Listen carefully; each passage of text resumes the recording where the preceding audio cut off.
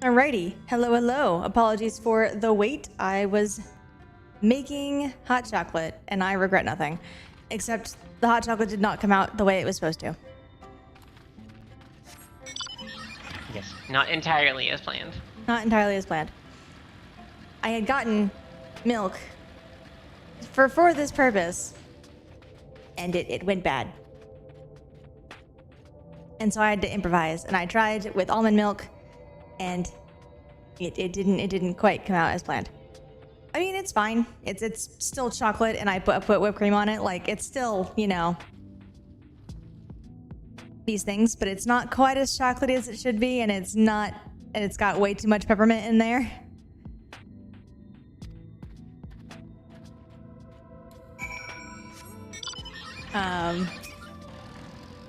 It's not bad though, is it? No, it's not bad. It's just it did not come out as planned at all. There you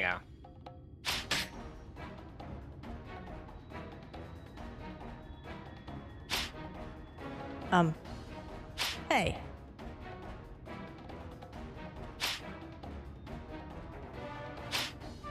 Why isn't it? Hey, Rain. Try zooming in more when you shoot at them. Oh, now it works.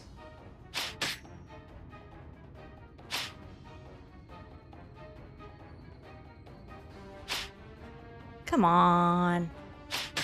I know I'm not a shooting person, but come on.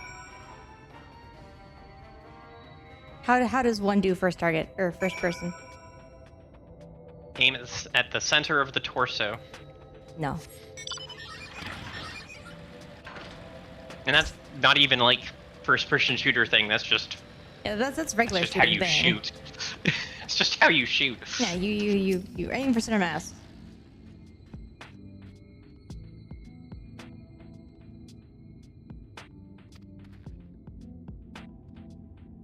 The same principle applies.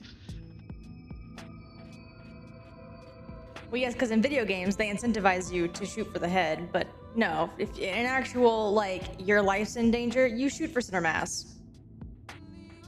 There's lots of things in someone's chest that if a bullet goes through it, they are not living very long.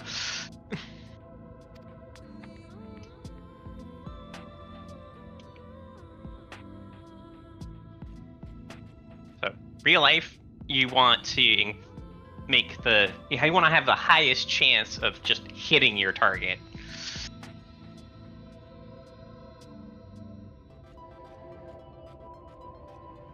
Unless you're Getsketsu, yeah, because he's a beast. And, He's a mountain of a man.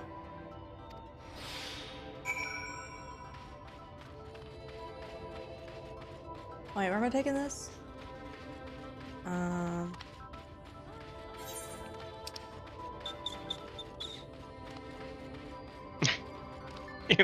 Wait, what was the quest? Listen, I was talking.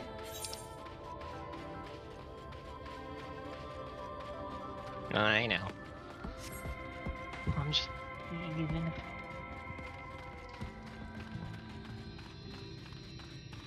don't think I got this correct. Oh, I did! Haha! Look at me go!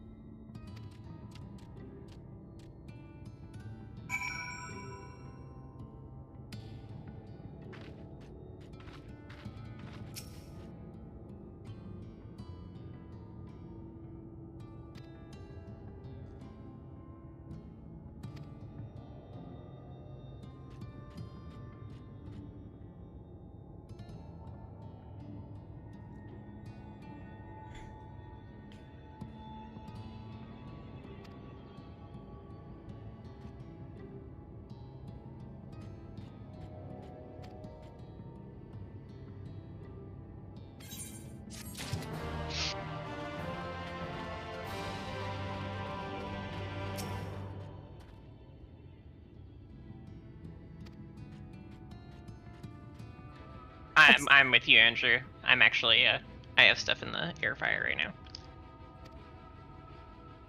That, you know, I have spoiled by getting myself hot chocolate. Yes. It's fine. So I know you're actually going to be hungry in like an hour. Yeah.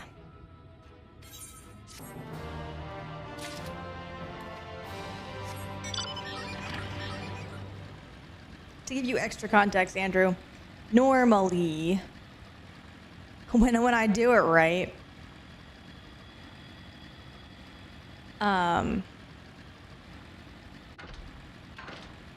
it's a very rich hot chocolate that is basically a dessert. Let's be real. It's not a drink, it's a dessert.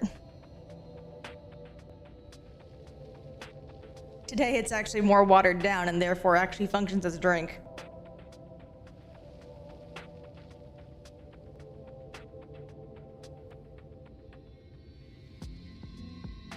And normally it's like a liquid cake.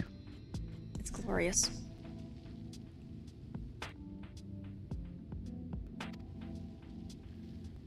Oh, right. You never finished your rant about shoulders being one piece of armor like they are in the Garlean Empire. Oh. So, how do I explain this body mechanics wise? So if you lift your elbows just straight out to the side of you, right? Like as if you were like trying to reach as far to the left and right of you as you can. With the way their shoulder pads are designed, particularly the spikes would impale their own heads, or would get locked up with their helmet so that they couldn't like swing properly. Because if you can't raise your arms higher than your shoulders, you can only swing horizontally. There's no such thing as a vertical swing.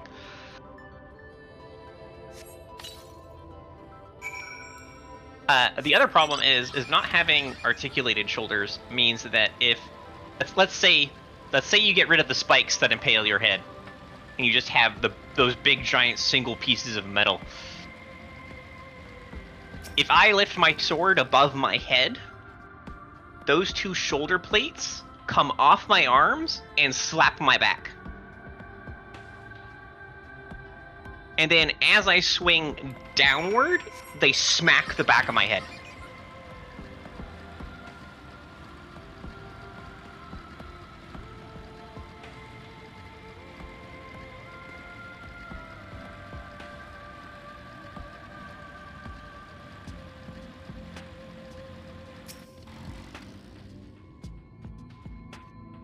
It's actually the issue you find with a lot of samurai armors, actually, because they have those really big, flat pieces of scale armor on their shoulders. And a lot of the time you see them, like, basically flopping against their backs, unless they're leaning forward, which is actually a design feature. Because if you're standing up straight and running, you probably want extra protection on your back. When you're sword fighting with a katana or most other Japanese weapons, you're actually leaning forward a fair bit, so those shoulder pads will actually flop into the position where they're actually defensive.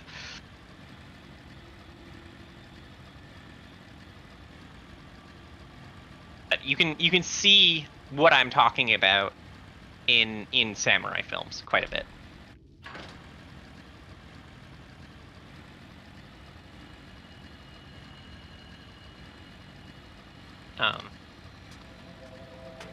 Except that's actually a feature, not a bug, with Japanese samurai armor.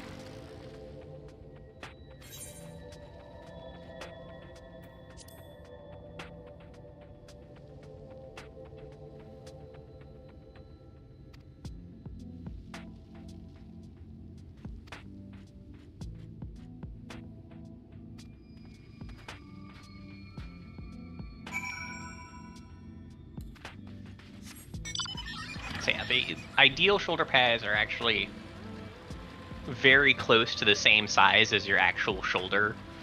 Obviously with the woolen and the knit padding that would be underneath it. and then you want multiple successive plates so that it can move in the same direction your arm and your shoulder would. And because they would be tied, like each piece would be tied to that under woolen knit, you wouldn't have them flop away from your arms when you raise your arms above your head. Or just, chainmail, which is what a lot of people actually used. You'll often have chainmail under that. Yeah. But yeah. But like if you can't afford the actual armor pieces, because let's be real, armor was expensive. Only certain people were even allowed to have them. Typically they got by with just chainmail. Yes. It was only the nobles. The majority. Well, not even that. A lot of the time, people couldn't even afford chainmail. Chainmail itself was very expensive. Sure, but if they had to, if they could afford armor, most people could only afford the cheaper one, which is of course chainmail. Yeah, with chainmail. The majority of people had hardened leather or I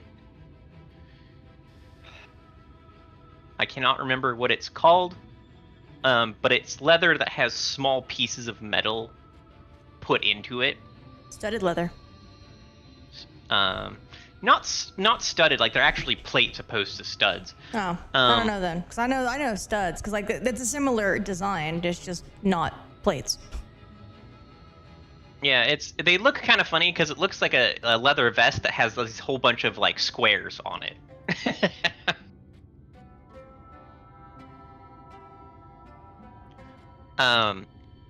But like that and just hardened leather was was more common than anything else. And if you had a good chunk of money, you got yourself chainmail. If you were a noble and you were fairly well off, you got yourself plate with parts that were chainmail to like cover gaps and stuff. If you were extraordinarily rich, you had a full set of chainmail that you wore underneath your plate.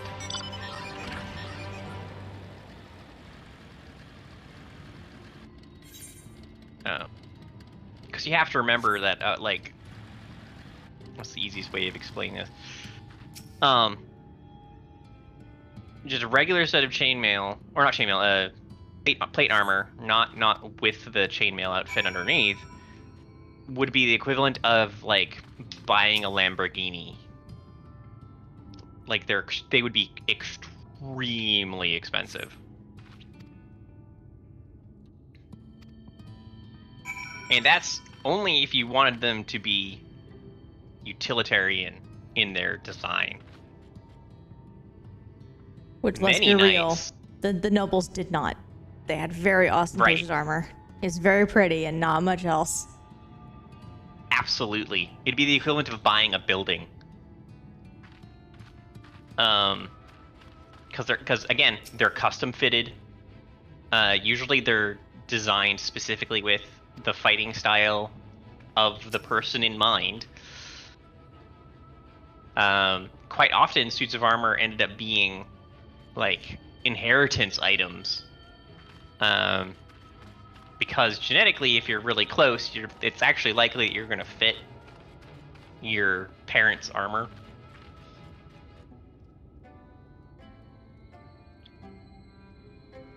But yeah, like a full set of very ostentatious, functional plate armor is the equivalent of buying like an apartment block. So you didn't see it very often. Which is also why, funny enough, you don't see a lot of nobles dying in combat, even if they lose, because it was better to keep them alive and ransom them back to the losing side.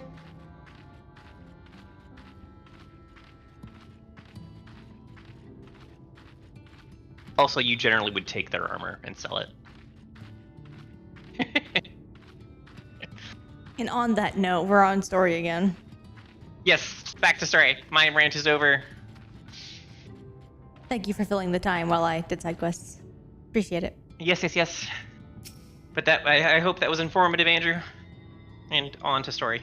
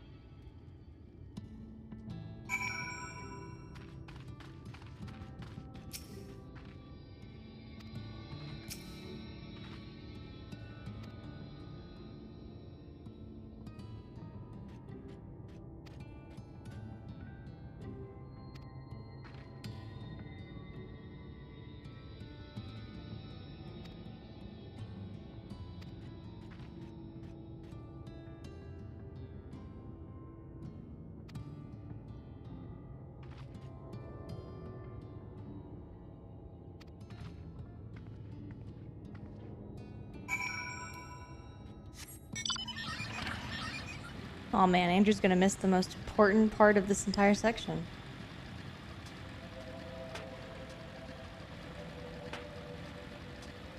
Oh no! I knew I missed something.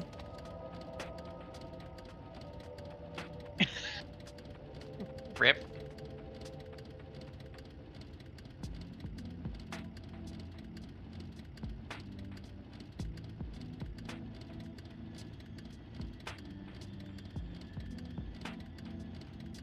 She's not dead. I just didn't turn it on.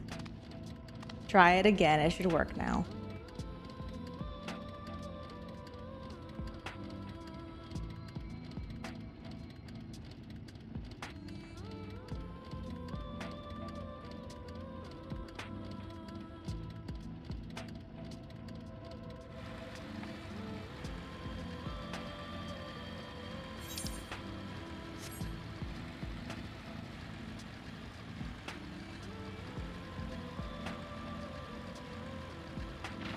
Huh. The sound didn't go though.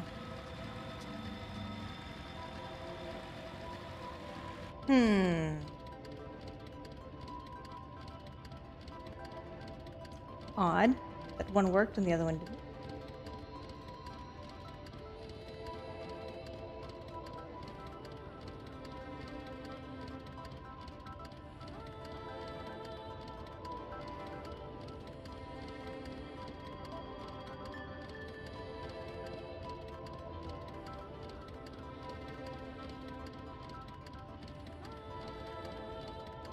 Okay. That's correct.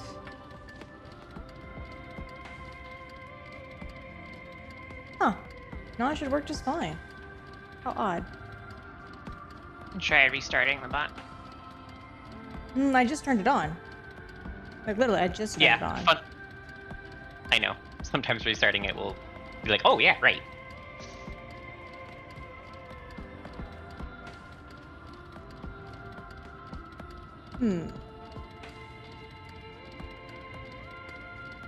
Or what I could do. There it goes.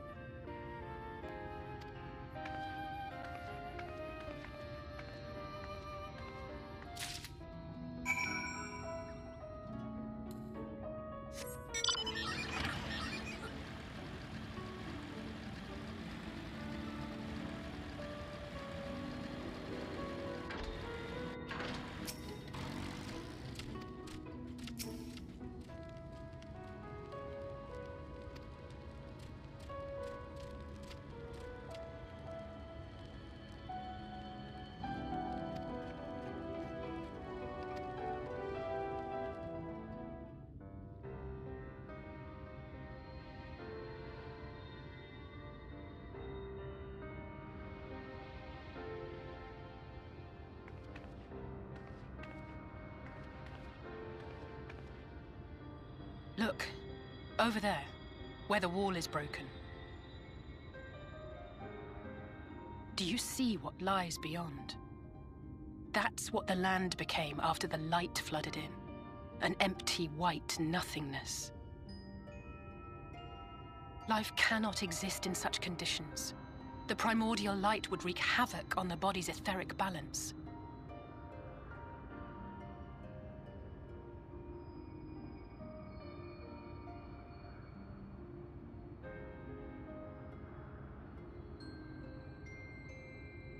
That nectarin you bought, it's Halric's favorite fruit.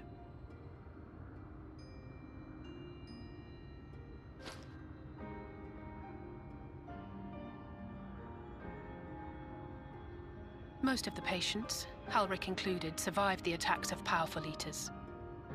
But their fate was sealed all the same. The monster's corruption has entered their bodies, and their very essence is being subsumed by light.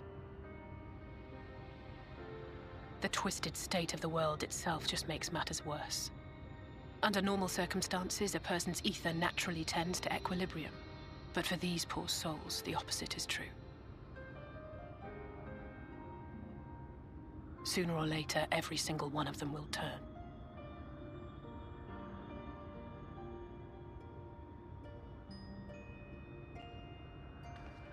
Tesleen and the patients, they all know this. They know what has to be done before the change goes too far, before the eater within takes over. The preferred method is mixing poison into their favorite food. In my time here, I've borne witness to a lot of last meals.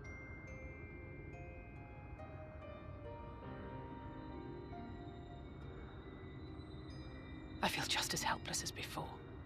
No matter how hard I fight, it's never enough.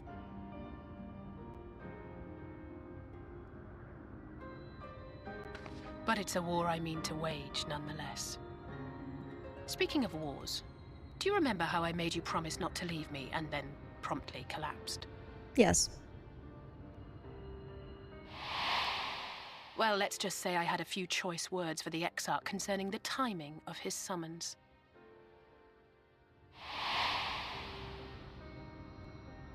But even if the fault lay with someone else, I couldn't shake the feeling that I'd abandon you on the battlefield. So I swore that I'd make up for my absence there by making a difference here.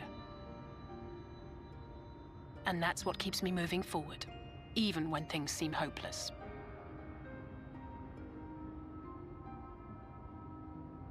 And that's my motivation. On which note, it's time we headed back. The longer we keep Tesleen waiting, the harder this will be for her.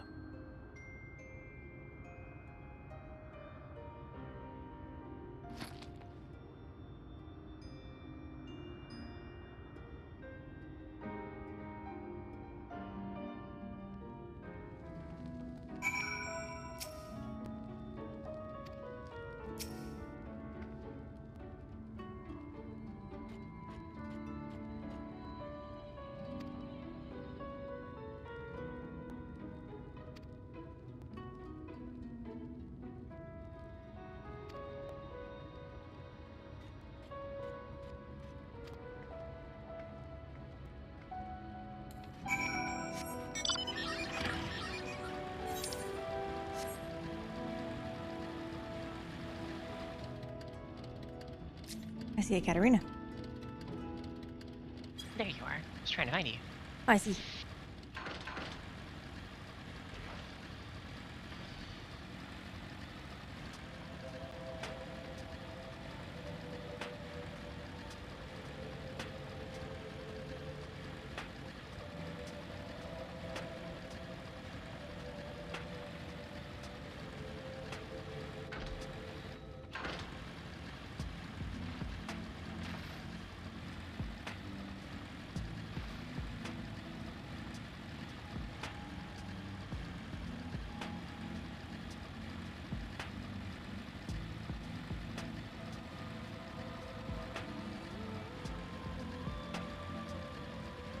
I do love the music in this area. Like, There's a lot of good hauntingly music in this beautiful. game.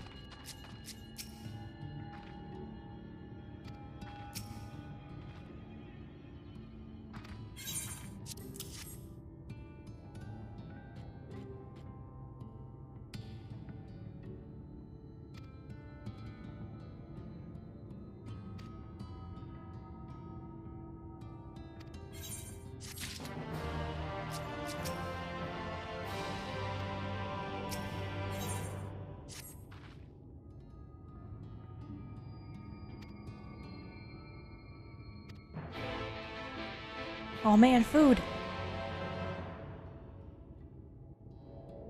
We never get this.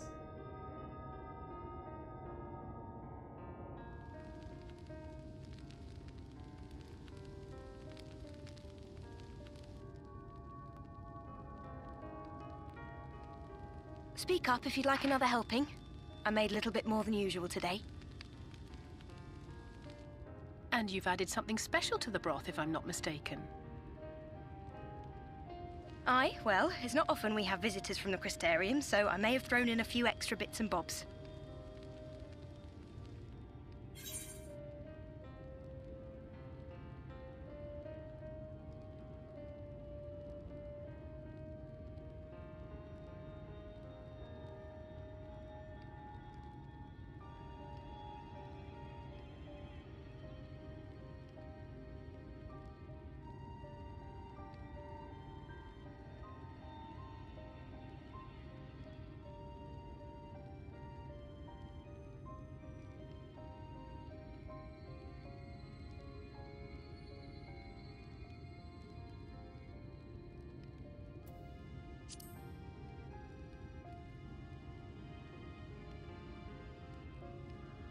That's what I like to hear.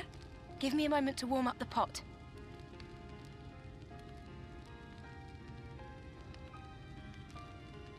In a place like this, you learn to take what moments of happiness you can get.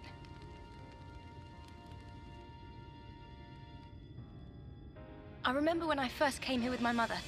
She was showing the early signs.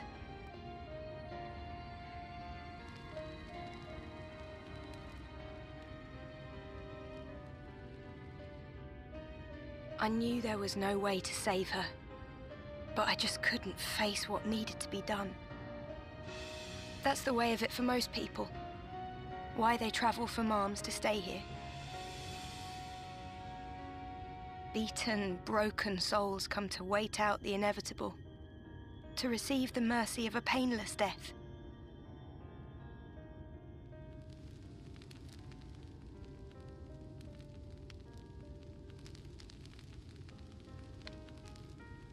When my mother finally left this world, I was mad with grief, but also thankful that her passing was a peaceful one.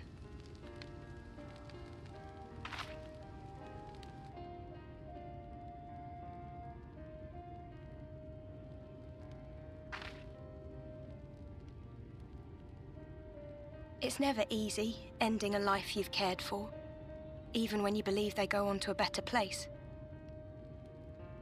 I often find myself wishing the Warrior of Darkness would come and do that part for me. The Warrior of Darkness? You've never heard the tale? I'm not sure where it began, but every child in Norvrant could tell you a version of it.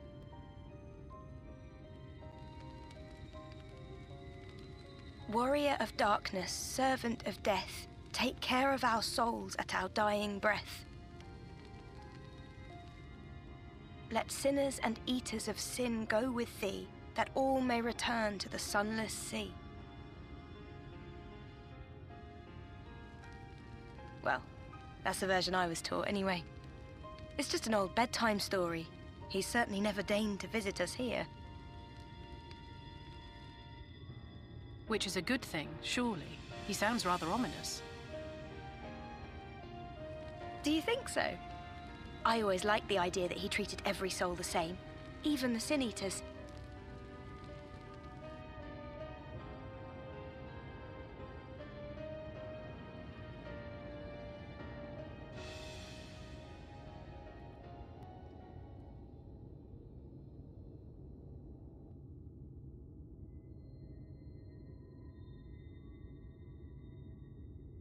They're coming. Desleen! Have you seen Halric? I swear, I only took my eyes off him for a moment.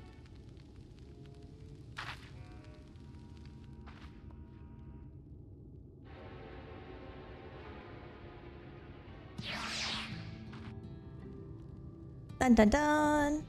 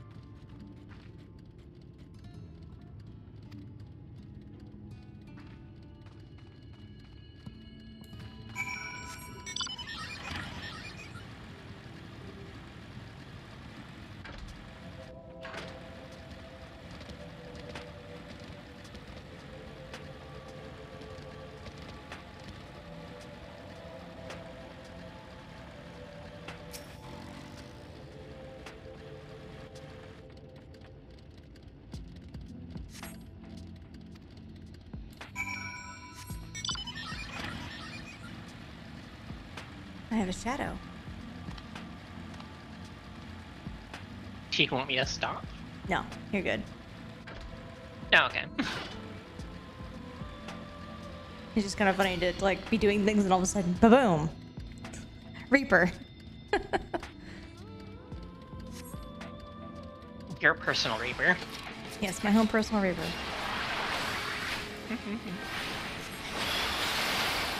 Uh-oh.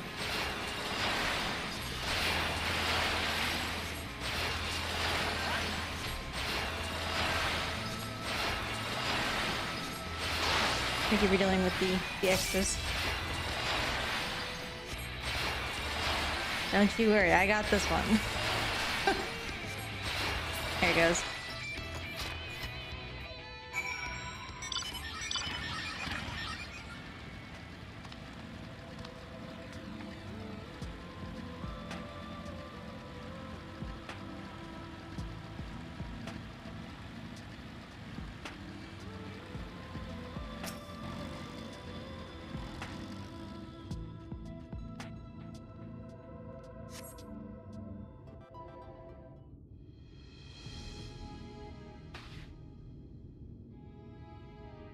Any sign of him?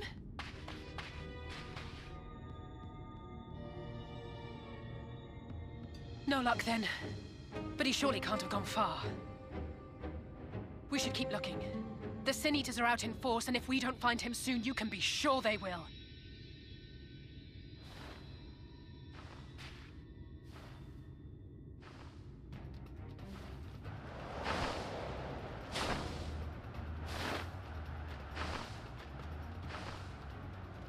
Did you see the size of that thing? It must be one of the nasty ones. Wherever it's going, it can only mean trouble. After it!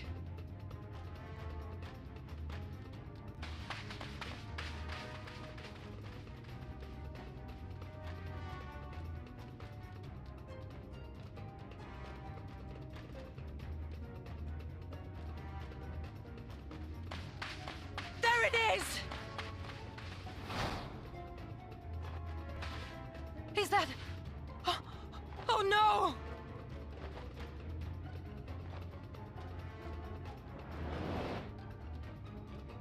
Ulrich!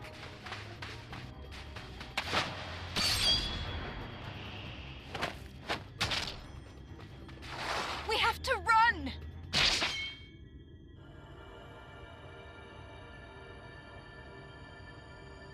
Tesseline! No!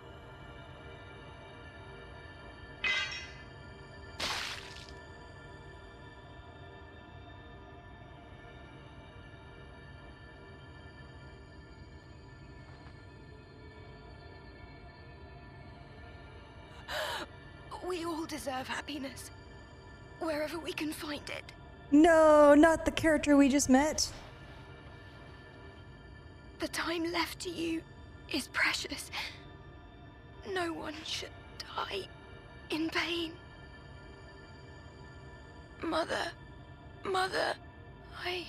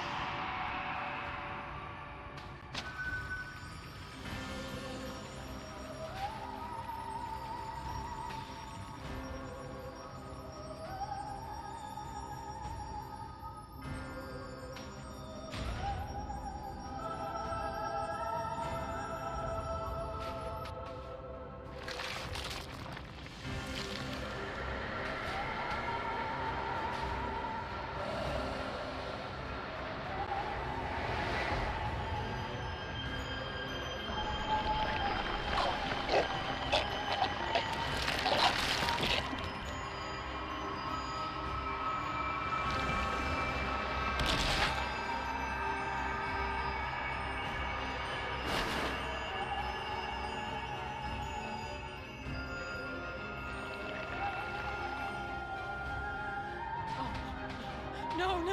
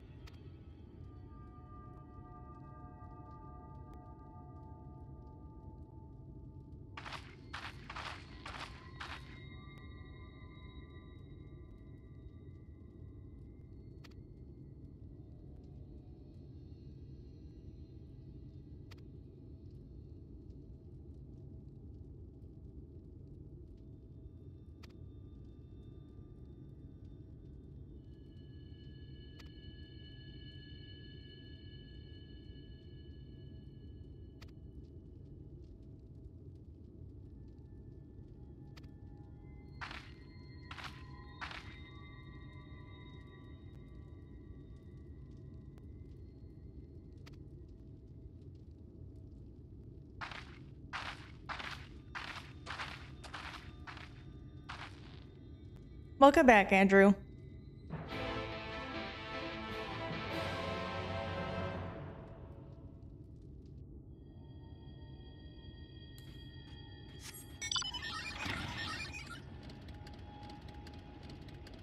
You missed a big scene.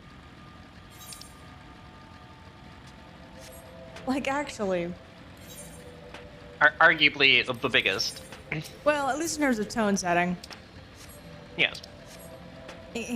In case the whole, you know, merchant guy who was nice to you dying seconds after meeting you wasn't enough, they had to hit you again with it in front of your face this time.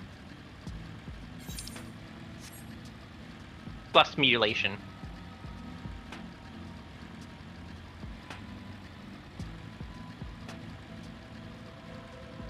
What do you think is a bit much?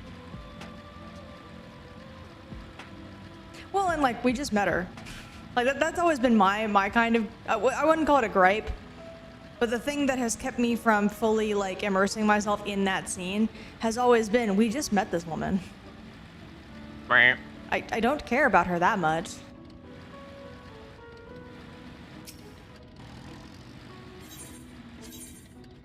No. Darn. I was hoping it would take me to the gate.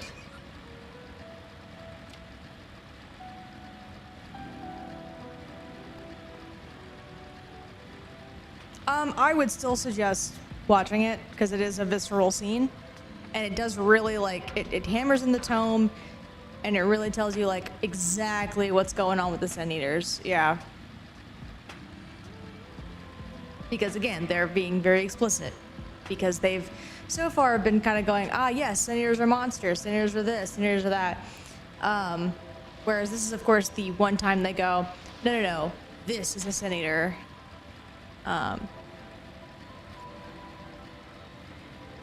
For like the fourth time.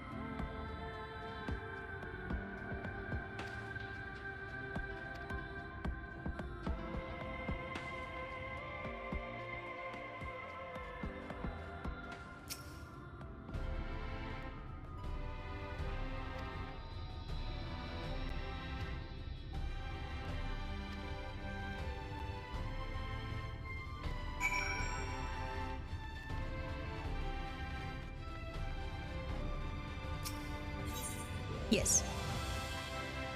It took a few minutes to wake up is all.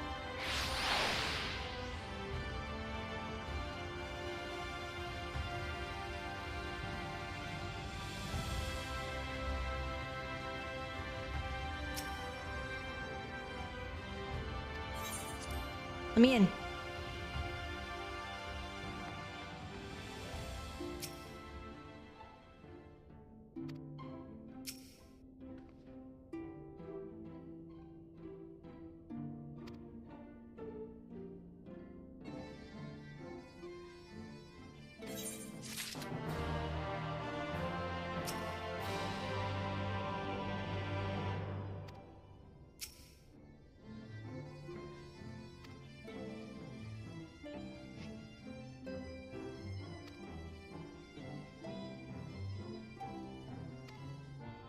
In theory, at least.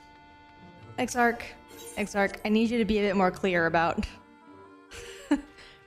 your attempts at things.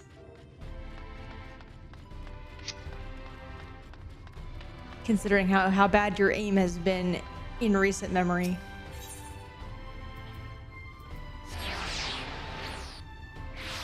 It works. Nothing funny there. I just liked, he's like, it should work, maybe.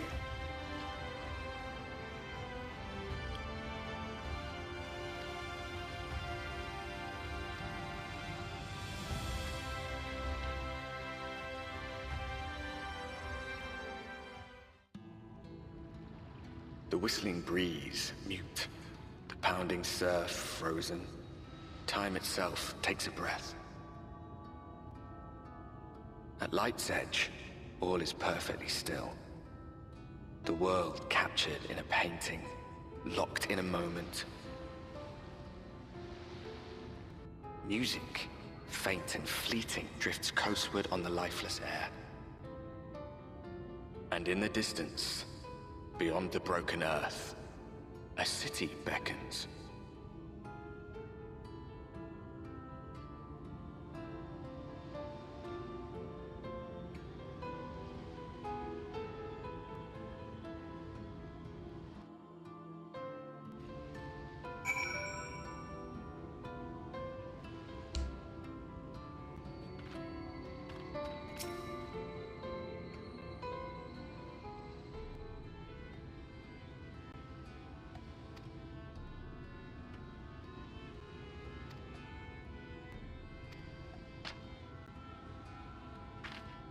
Oh man, the people here are bad? Alright. This one's a lot more obvious, I would say. This is Limsa. This is the first versions of Limsa.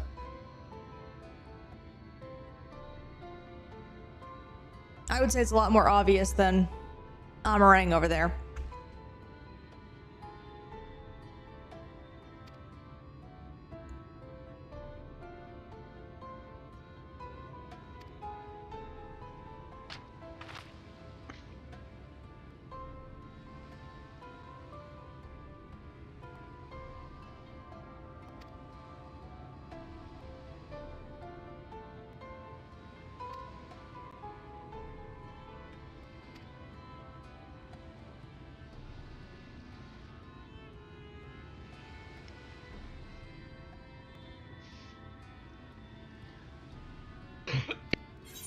Excuse me. Goodness. Don't die.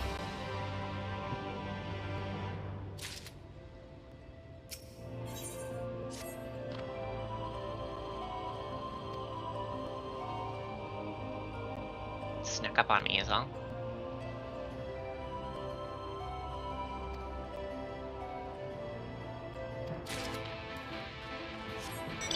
Alright. Onward. I had a very busy day, Andrew. It's not a bad thing. I also had a busy day, which is now becoming more unusual.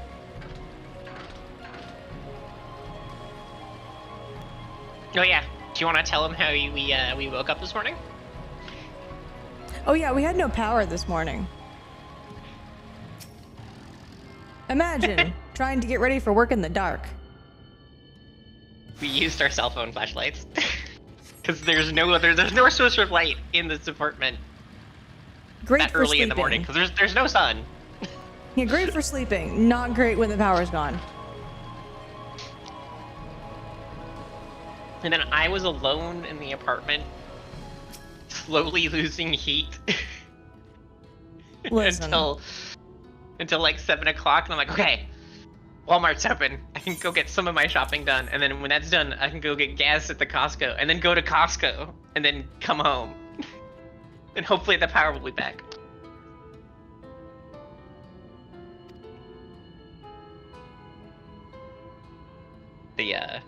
The power was not back when I got home.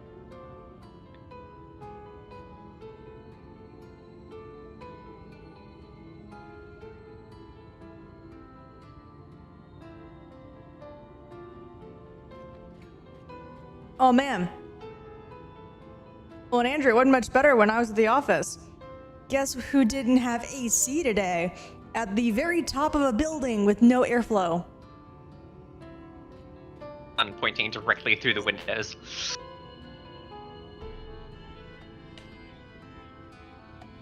So she had the opposite problem I did. I was dying. And I'm not like near, like I'm not in an open part of the, yeah. Like I'm not part of like the area that had more windows. I wasn't part of the more open area of the office. No. I was in a tiny little 10 by 10 box with 3 other people with no airflow. Zero airflow. No windows. Just the opening for what would be a door. It may have been a 12 by 12, but it feels like a 10 by 10. It's very small.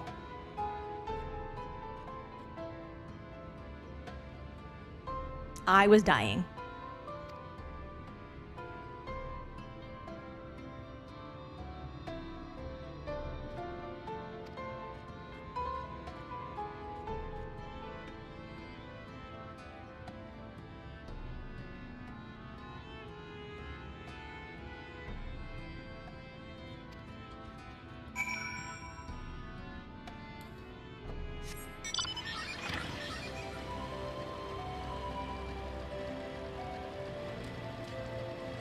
Man, if it's not fixed by tomorrow, I may ask to work from home. Shit.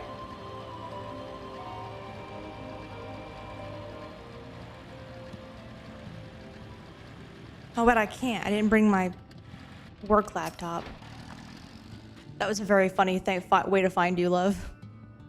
Walk in the place I'm supposed to go, and you're just sitting at one of the tables.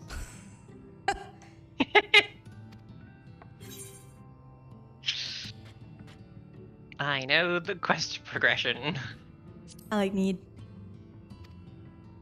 I also like mead. It was It's ale, hard to mead, find or a good water, one, and I'm though. like...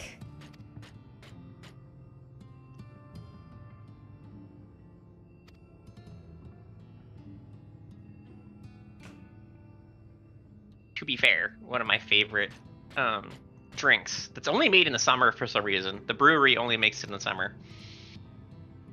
Is a whole wheat ale. Very good.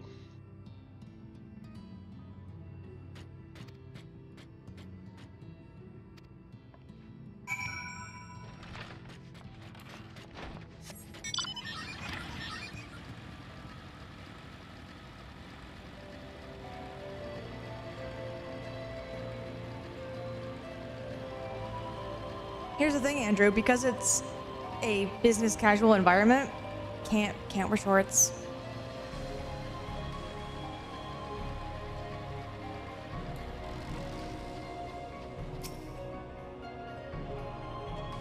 You know, can't do tank tops. That's not business appropriate.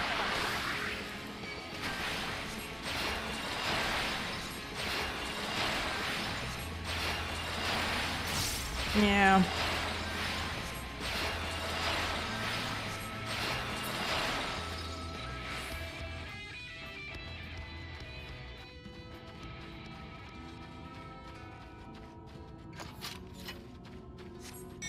Oh, poor Andrew. He's trying so hard to be like, bring lighter clothing. And I'm just like, where'd Katarina go? I'm sorry. You logged out. I did. In fact. Why did you log out?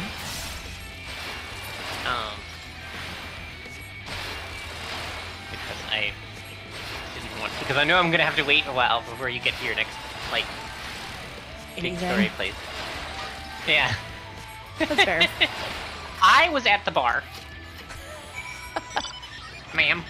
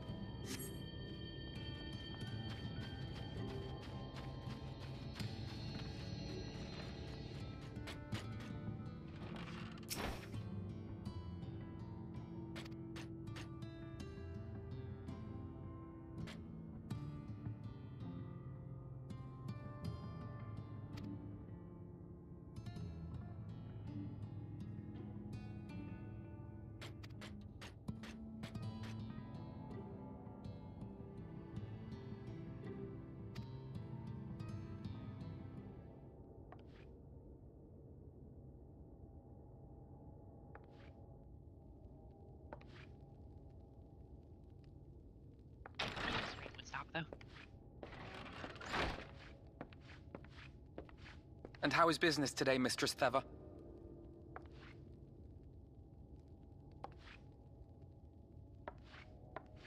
Oh, frenetic. Look, I have a new customer.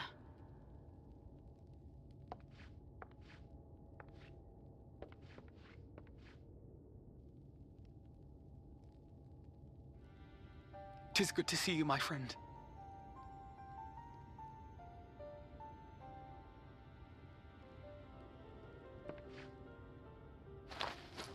The barley seeds you wanted. They should produce a better harvest than the last. What, just like that? Oh, well, Finneau, you really are a dear. Well, I'd best be tidying up some of those empty shacks before the pests move in. Keep an eye on the place while I'm out, eh?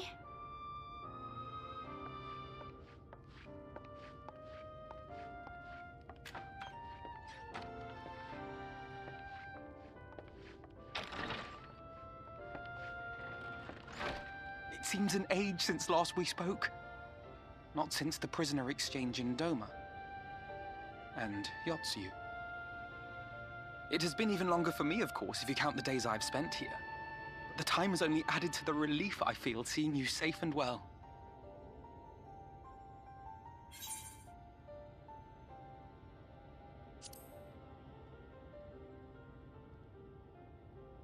Huh.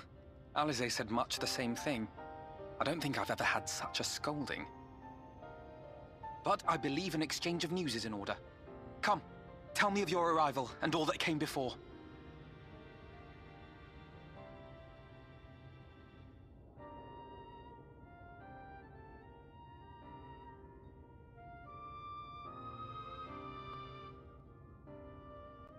I see.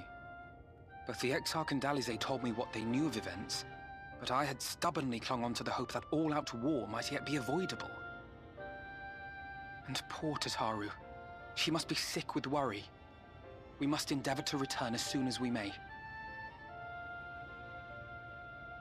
It would be nice to bring her good tidings for a change.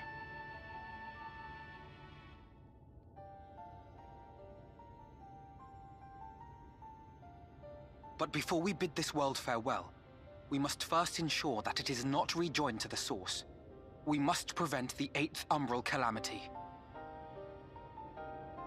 Urianger's vision of the future has, I fear, every chance of coming true. By his description, the catalyst for the calamity was a formless and deadly weapon employed by the Garlean Empire.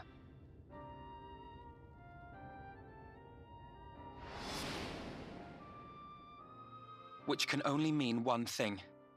Black Rose. Gaius was telling you the truth. When we were on the trail of the Ascians, we saw evidence that the gas was being manufactured once more. Gaius was adamant that the project had been scrapped. But so long as there are wars to be waged, there will always be those determined to win by any means. And thus simply destroying the existing stores of Black Rose would do little to alter fate's course.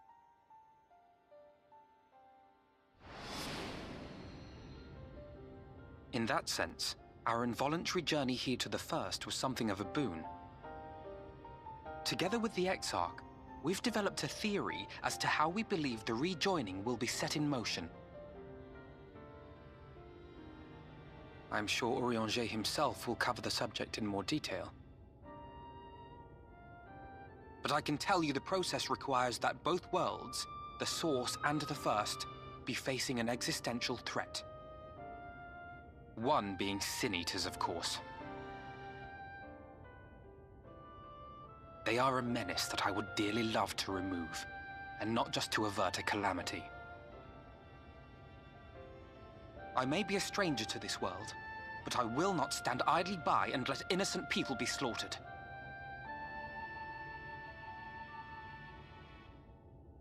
That is what brought me to the gates of Eulmore.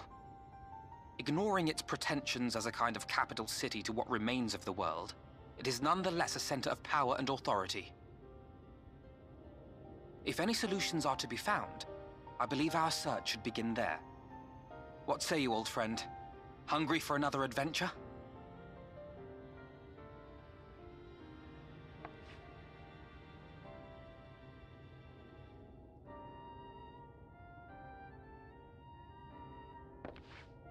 And so we take to the road once more.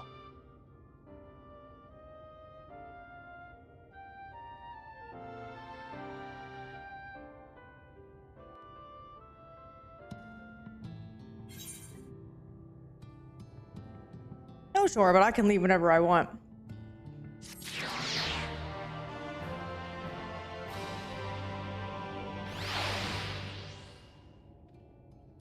Now, as you've probably seen, they did the exact same thing with Alphina that they did with Alize. They made her a bit more pragmatic, like Alphino usually is. Excuse me. And Alphino, they've done the opposite, where they have him, you know, actually caring about individuals for once and doing little things and being okay with doing little things out of the goodness of his heart. And just like Alize, I would much have preferred they show me that character growth happen on screen and not it happen off screen during this magical year in which he's been gone.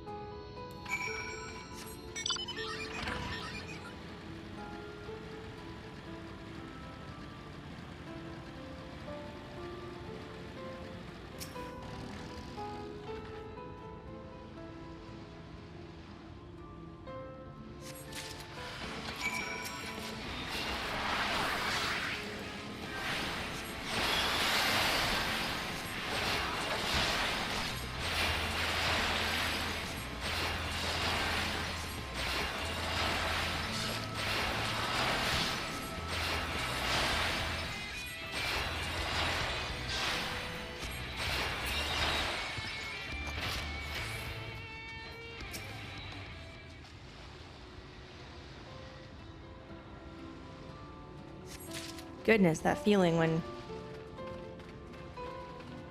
you're just not doing the damage you used to do.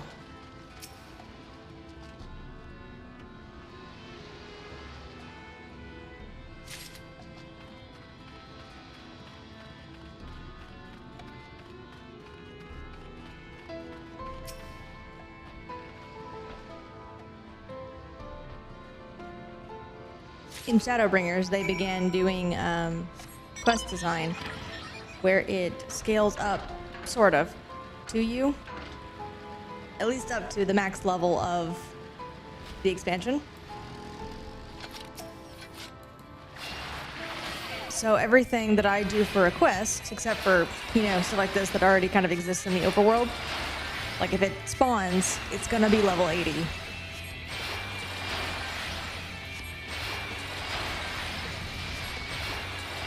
And as you remember, I'm in level 70 gear.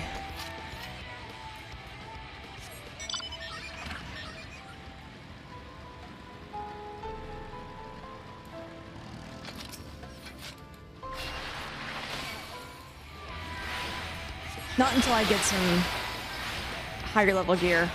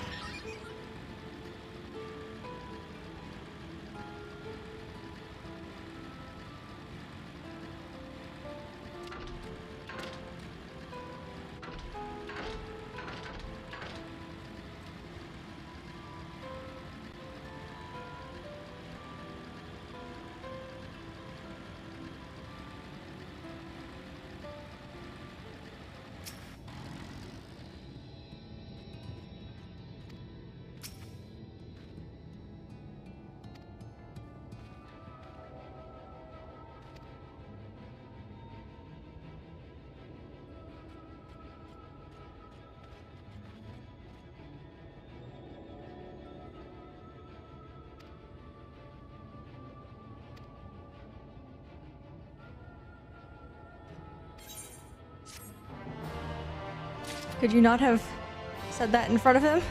Poor guy.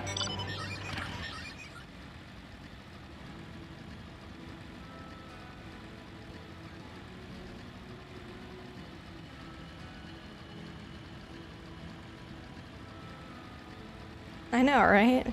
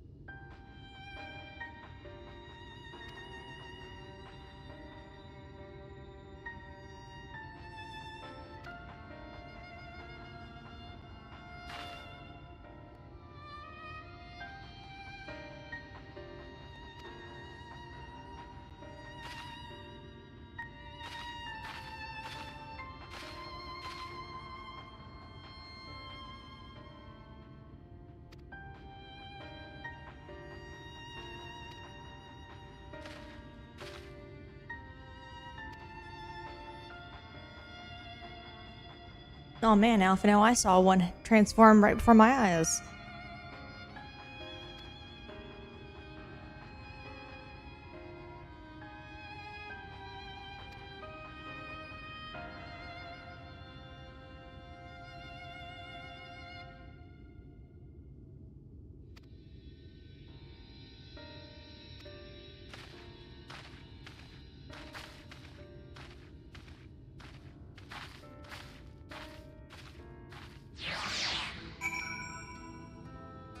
Personally, I'm still very conflicted about the order in which I think it's the most narratively cohesive to do these.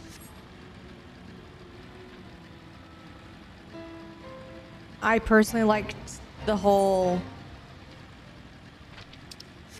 Like, I personally like understanding the senators first and then coming here.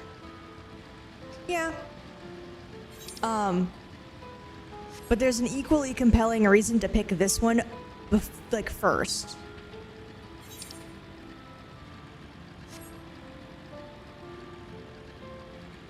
Yes.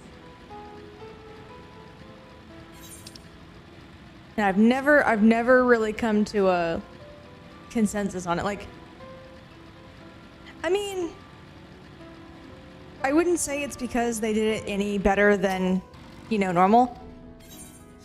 It's just the order of events is compelling regardless, and they do that on purpose. They knew that because players could do it in any order, they wanted it to be compelling either way. I think the plot probably flows better if you do this one first and then Elysées. But I think that the things they touch on here hit harder if you do Elysées first.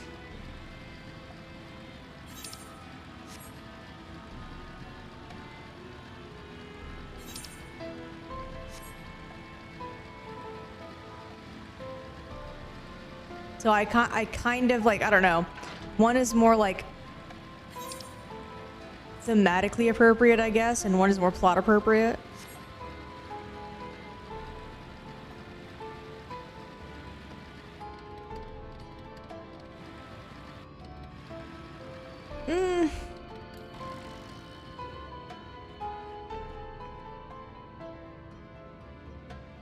I mean, sometimes, but not in this game usually. Usually this game, like what they did it in Heaven's Word, and it felt natural then too. And again, I've mentioned that they upped the technical polish in this expansion, but it still felt appropriate regardless of which one you picked in Heaven's Word too. So it's kind of that moment of, I wouldn't say they've gotten better at it here. I think it's so writers tend to do better if they know what they're gonna be doing beforehand. Well, again, I don't think it's a skill thing. That's kind of what I keep kind of reiterating. It's not a skill issue. If you know that these two paths need to branch, you can plan for it better. So I wouldn't say that they're doing it any better than anybody else. It's just they know they're going to do it ahead of time. And so can outline it that way.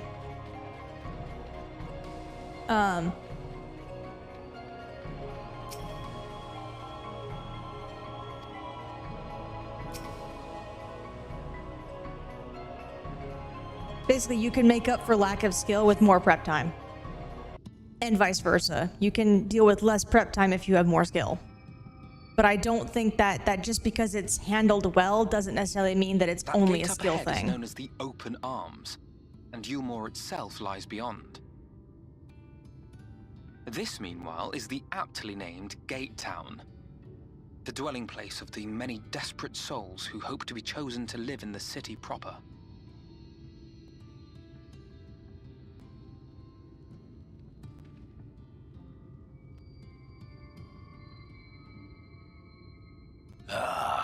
I thought I recognized you.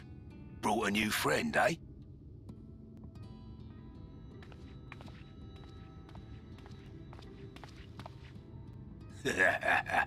I'll bet you got a trick or two up your sleeve.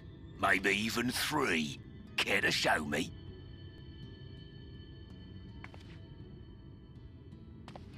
She's not here to compete. Leave her be. What? I was only making conversation.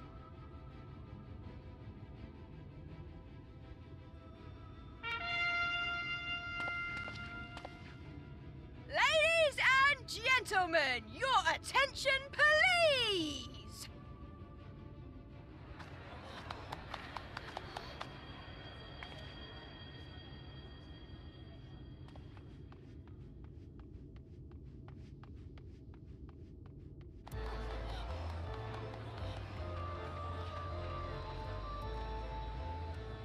Greetings to our hopeful petitioners, one and all! Eulmore extends its warmest regards. Let it be known that a lady of distinction wishes to dine on fish divine. We seek a master culinarian who can guarantee seafood perfection. Dazzle the matron with your delicious dishes, and life in the city will be yours to enjoy. Even on days when fish is not on the menu! Who among you will answer the call? Name yourself or another. We may not at all. Fish, is it? Was there anyone? What about that girl? Do you recall how I said Eulmore was a center of power and authority? Well, that is not the only reason for its fame. It is also known as the City of Final Pleasures. The noble and the wealthy who survived the flood gathered here to live out the rest of their days in decadent abandon. A poor man could sooner pass through the Iron Needle than Eulmore's gates. The only way the common folk can enter this perverted paradise is if they fulfill the whim of one of the privileged. And so they are picked over like market produce.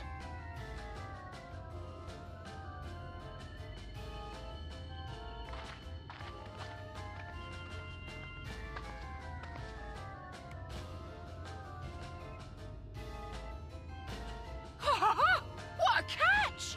We'll not be throwing this one back. Having seen your all too obvious charms, we welcome you with open arms.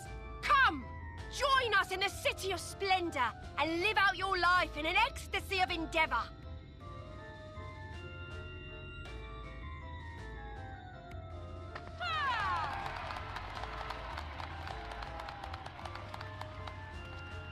Oh, just look at those expectant faces.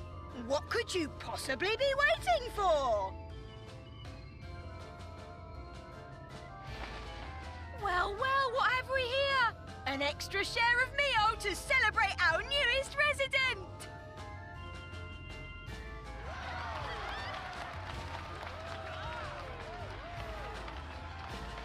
For you! Ah, at last! Enjoy! Thank goodness. Over here! Meal is a foodstuff which Eulmore routinely doles out to the people of Gatetown, and apparently a staple for its citizens as well. Many here rely on it to survive in these times of scarcity, yet the whole arrangement just seems... well, let's just say it leaves a bad taste in my mouth.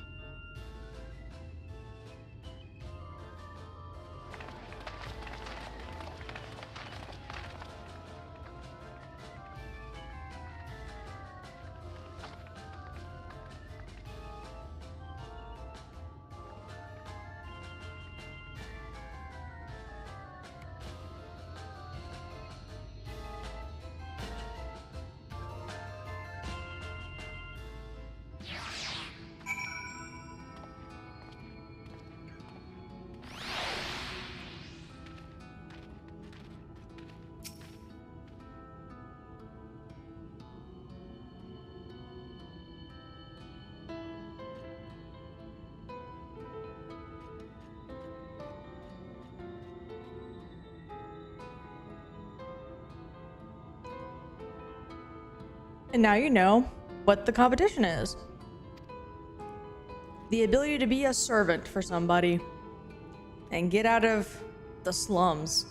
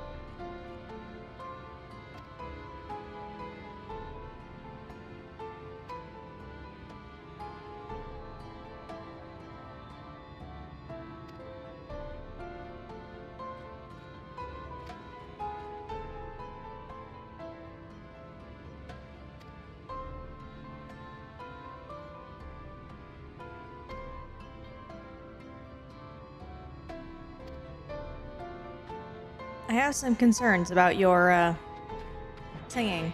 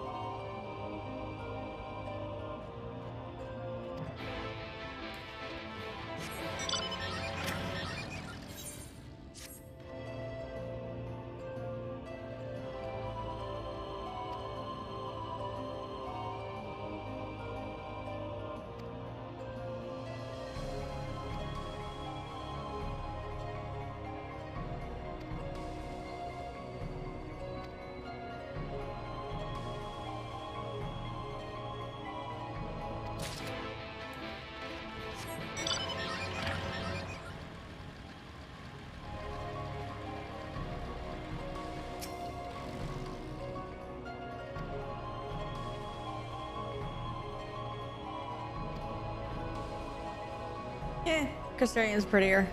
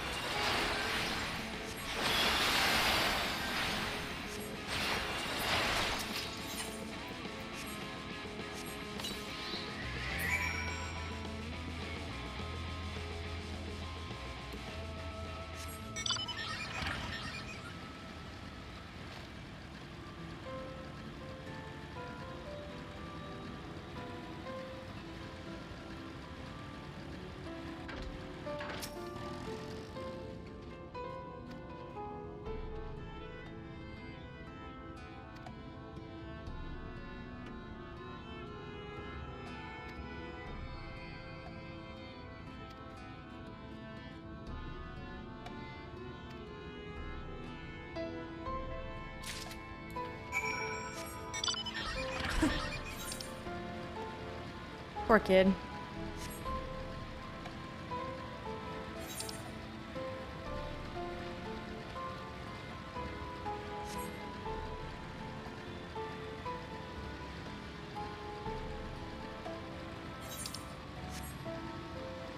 Wow.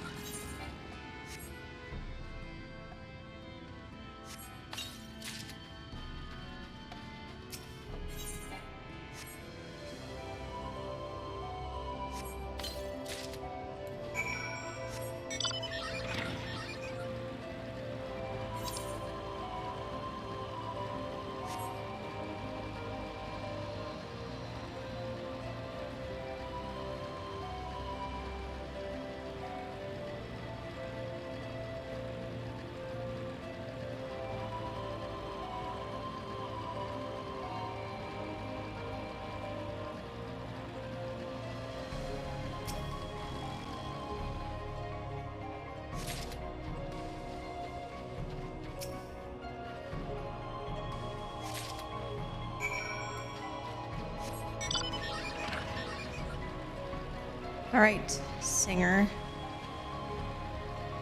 Call the local wildlife.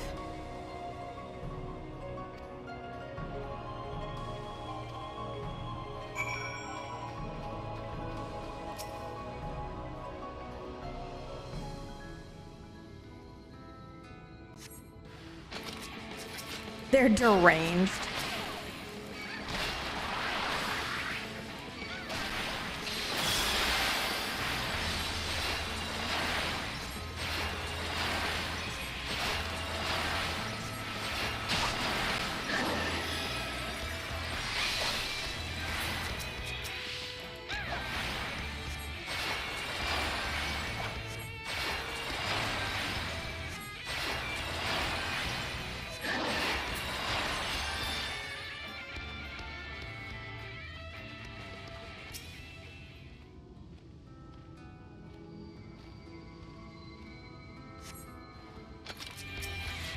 Whoa, digging.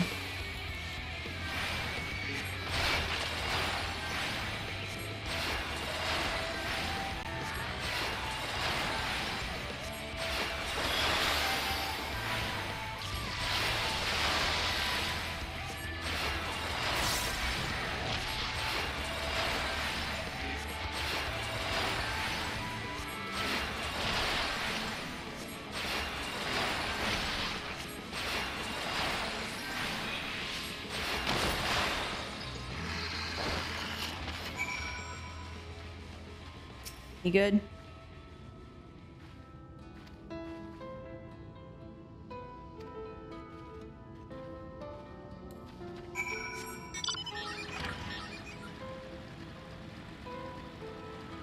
Well, she didn't die.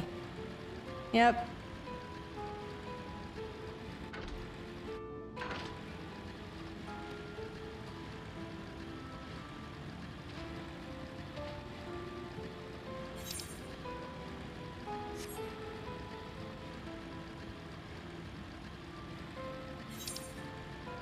Yeah, I still question the whole singing thing.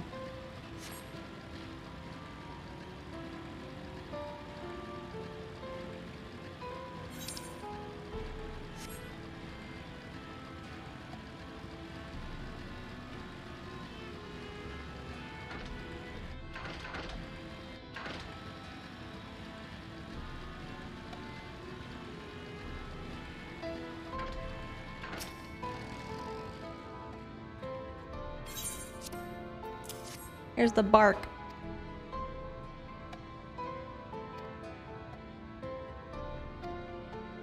Yeah, potion maker. Make potion. Thank you.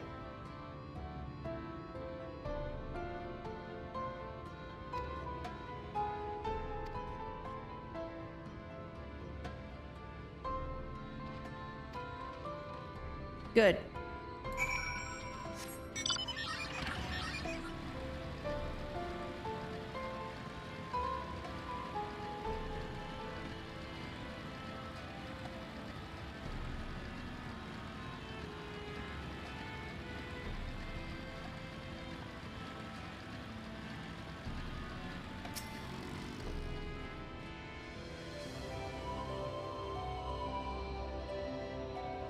Thank you for the hydrate. It occurs to me.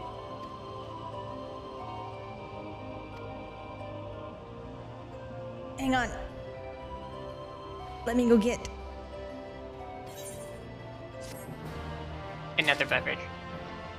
Oh, but I already drank the other one. Yeah, sir. Hot chocolate ain't too good if it's not, you know, hot. Yes, I know.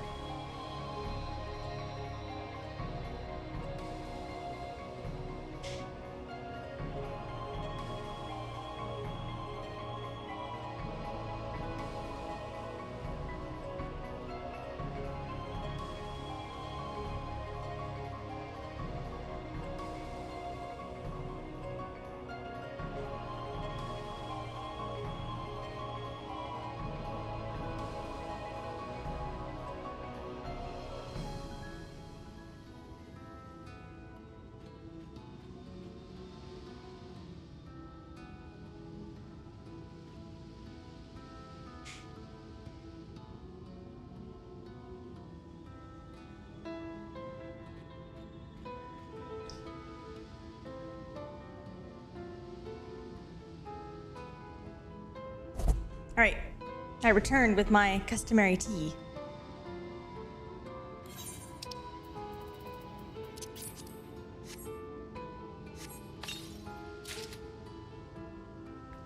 Thank you, thank you.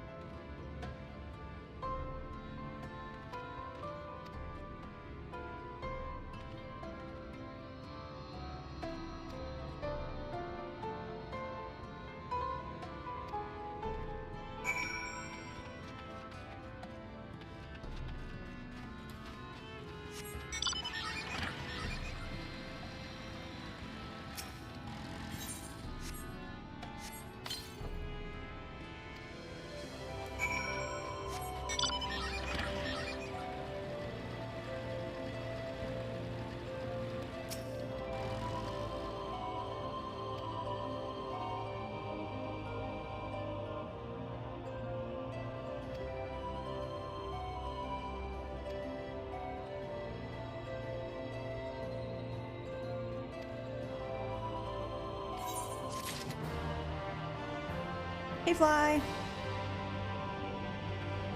All right, now before we continue this and get somewhere, you know, important, we're gonna go back to the Dome and Enclave.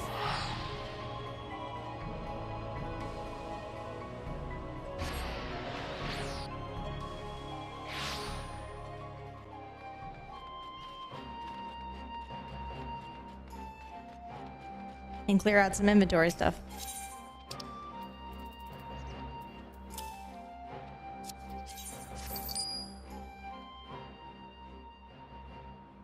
You're fine.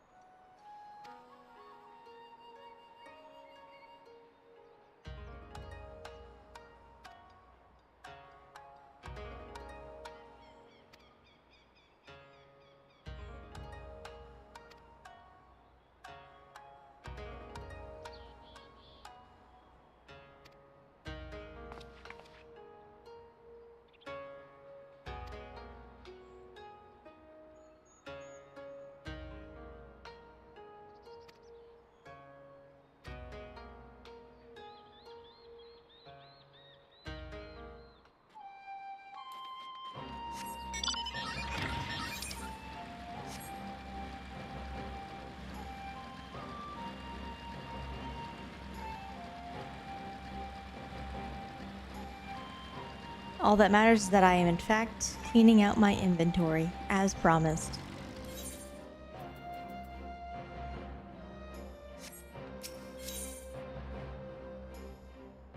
$150.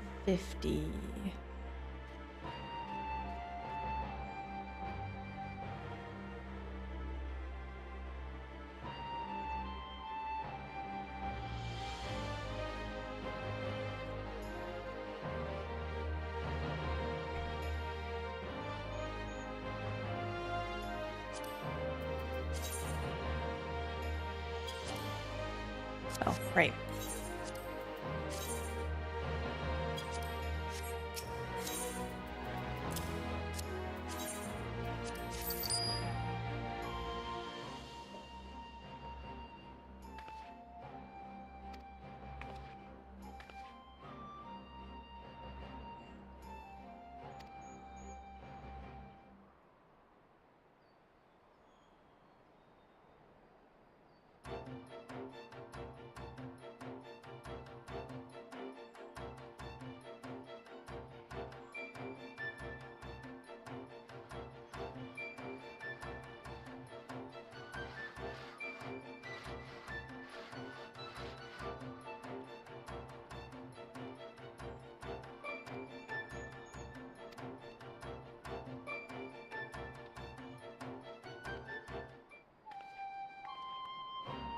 All right.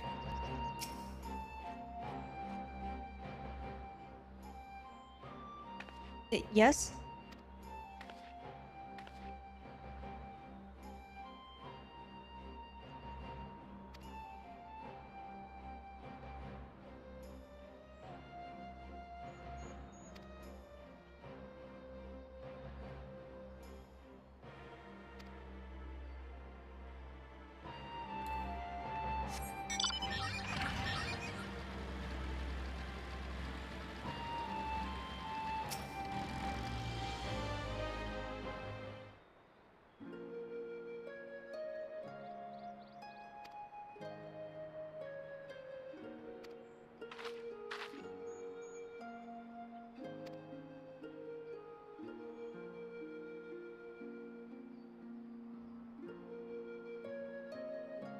Uh-huh.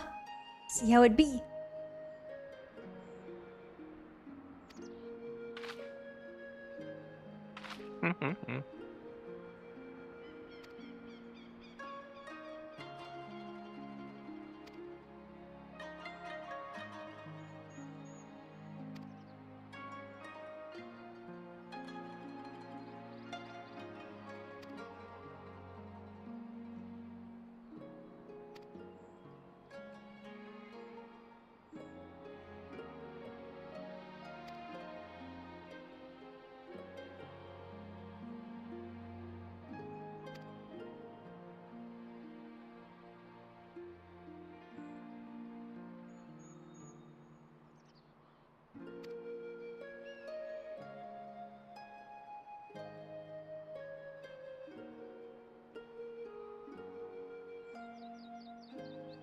You hear this screeching, this crying.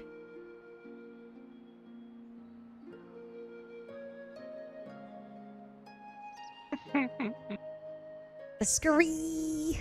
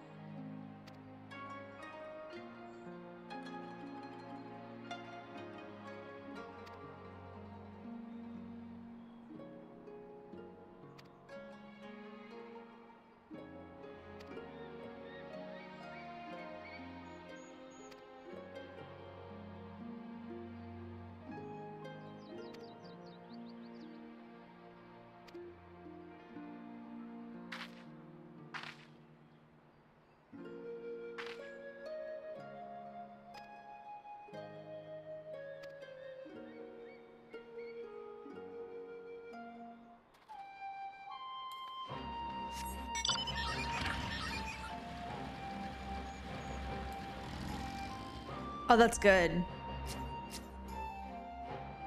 Someone has decided to be Snow White, and it looks really good. I'm all for it. Look at it. Oh, wow. No, that's amazing. It's perfect. Even the shoes.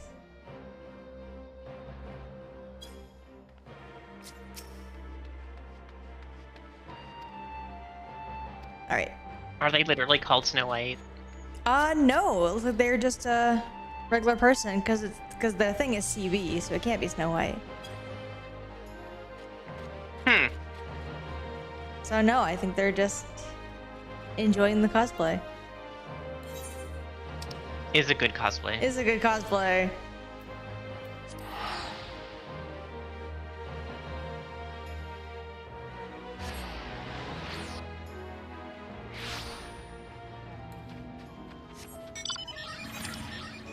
I'm very happy I got to see that before I, went back to the super serious story.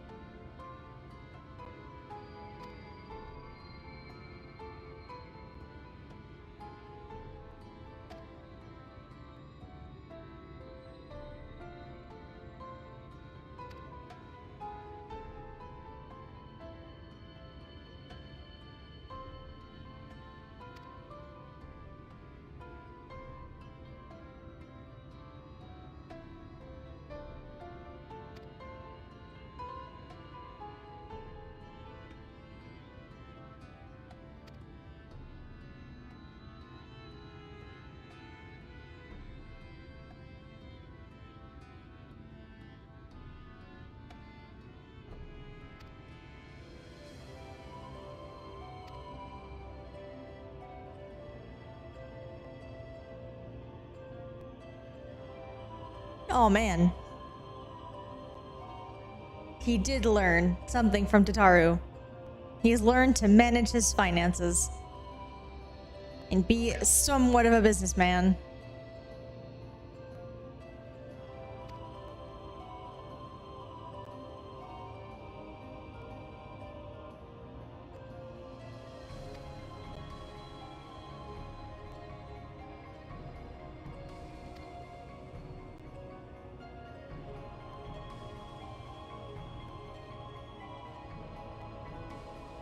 I mean, you make it sound like you didn't negotiate the price, but you didn't even look at the price, my boy.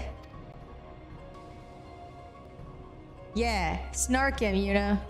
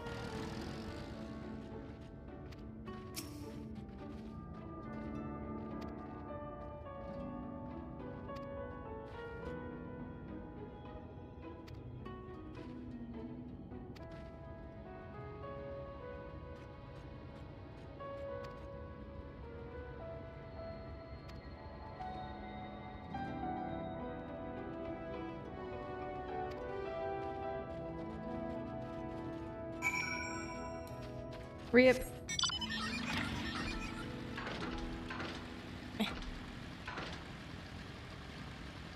You'd think he'd learn from, you know, old not to just divulge his plans in the open.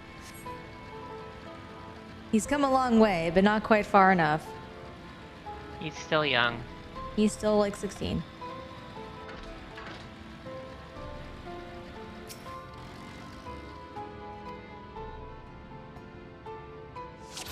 Alright, we win. There you are.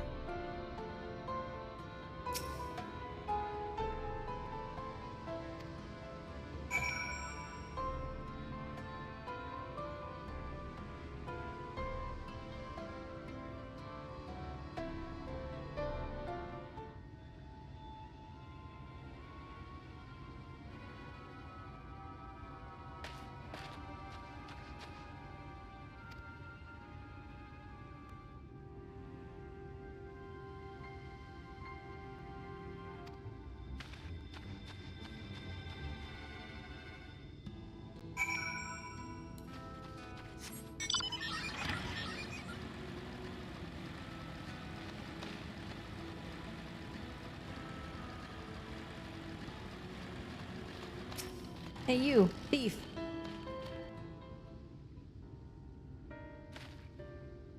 There you are.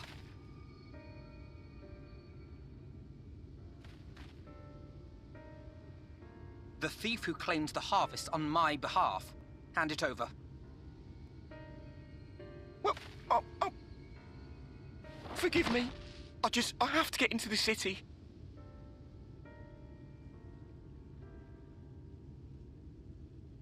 I have no family and all my friends have already been chosen. No one here gives a damn about me. When the meal gets handed out, I'm lucky if I get a smell of it.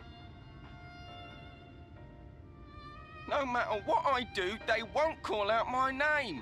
I'm so tired, I'm so bloody hungry. I thought maybe I could steal your idea, get in that way.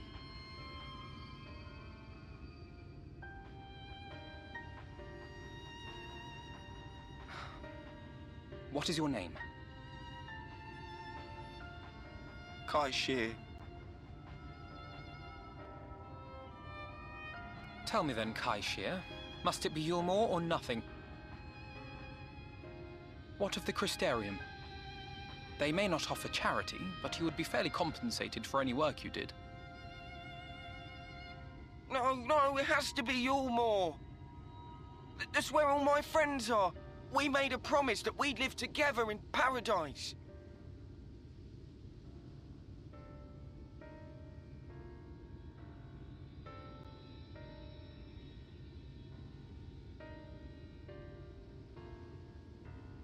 I was to make my deal with the Ondo at the Clave. Listen carefully, and I shall tell you my plans for the business, and how best to arouse the Eulmorans' interest. You'll give me your place? Just like that? I'm giving you a chance, nothing more. What comes of it is entirely up to you. I understand. Oh, thank you, thank you!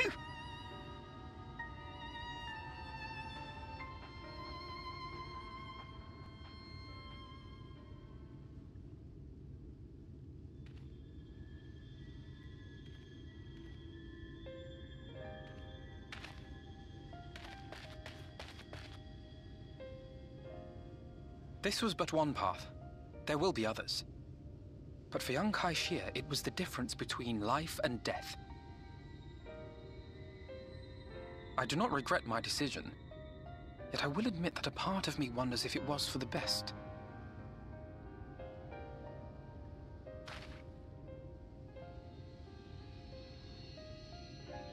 We strive to bring swift salvation to this world, that countless lives might be saved, not least your own. Even if it came at the cost of one man, should I have forged on regardless?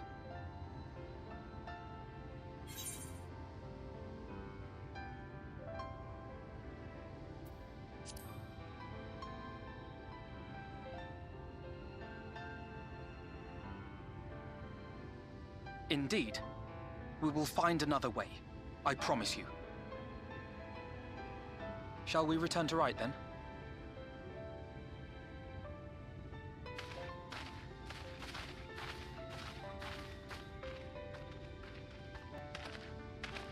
Is that...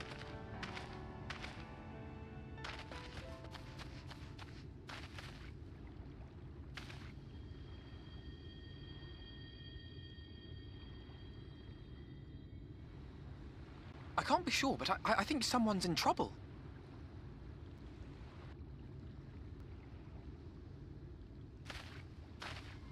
Come on. They may need our help.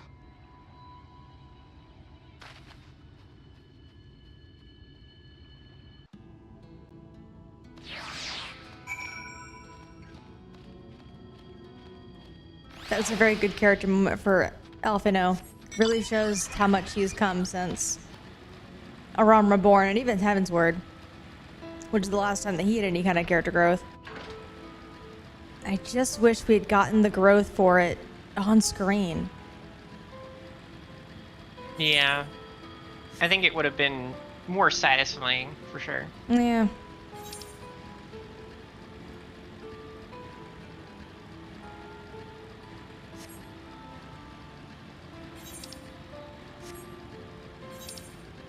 Because Alphino originally would never have made that decision to help out the kid. He'd have been like, nah, our goals are more important.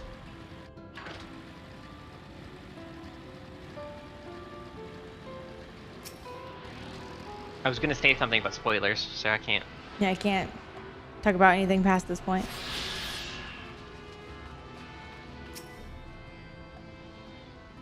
Let's say he didn't do this well enough. Is my point. Hmm.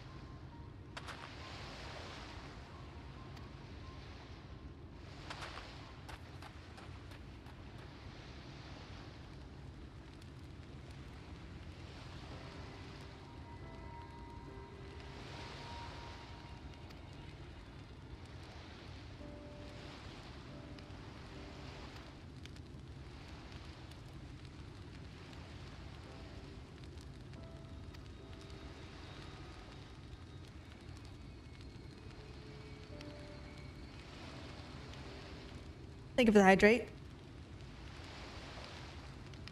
I'll get up and... Yes, hello.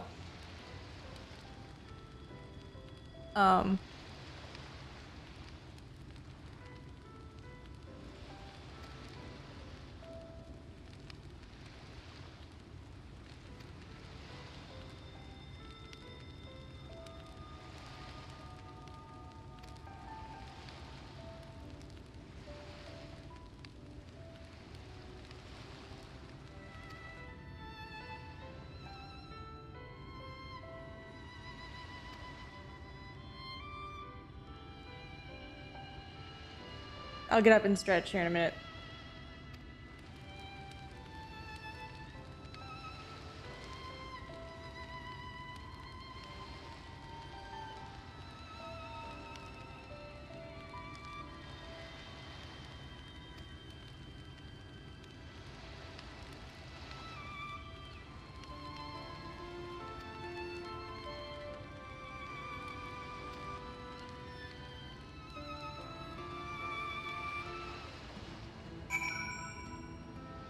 All right, time to stretch.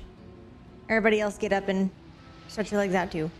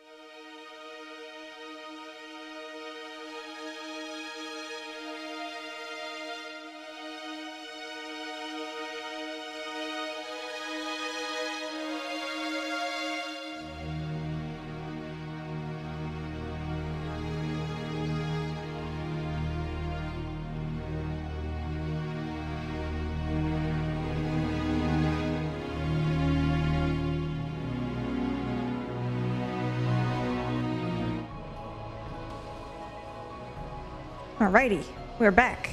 Back in black.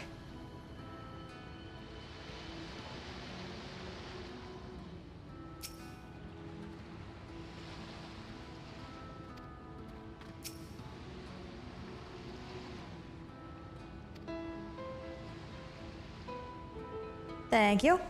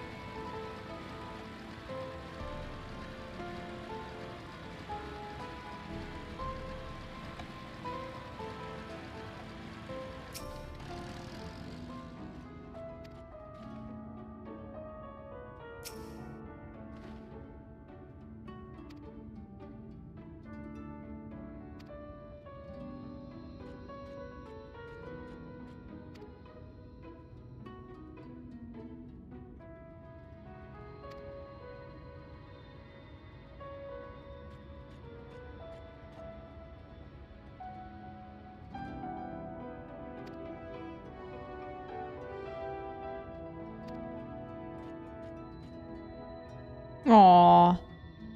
Poor guy.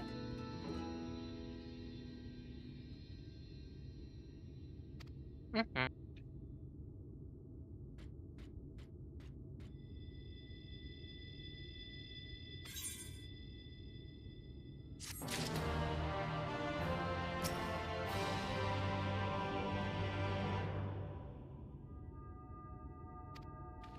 Ah, don't you worry.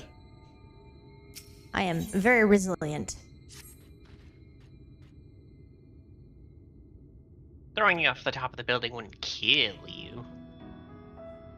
Yeah, You're where you're light. I mean, it didn't kill him, and he was a regular person. Therefore.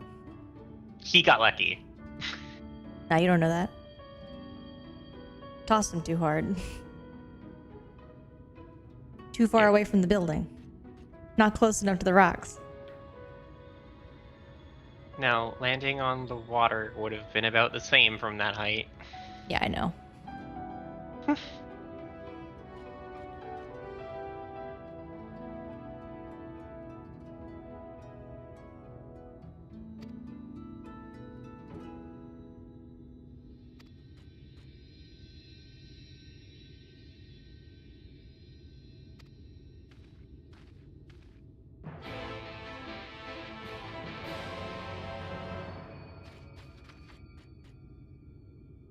You see,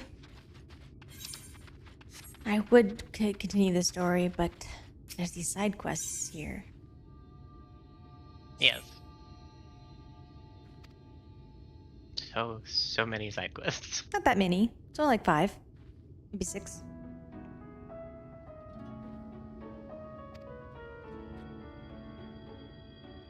While you're doing side stuff, if you don't mind. Are you going to regale us with another tale? More tales? No. Damn. No, I was going to go get my stuff set up for work tomorrow and have an hour. Oh, I see. Because I don't want to be up too late. Okay. Lord knows they'll end up throwing me on the ramp again, and I'll be working in the windstorm tomorrow. Dun dun dun.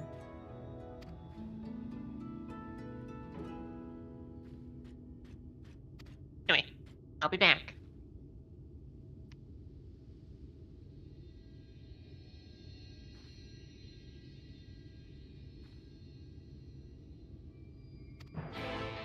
You hear that, chat? She abandoned me. For work.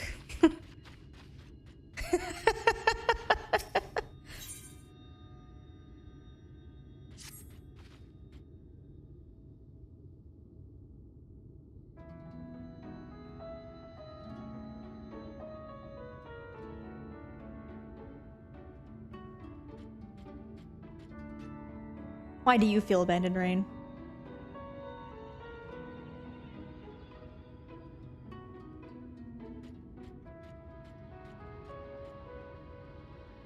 I think you got off the hook, Rain.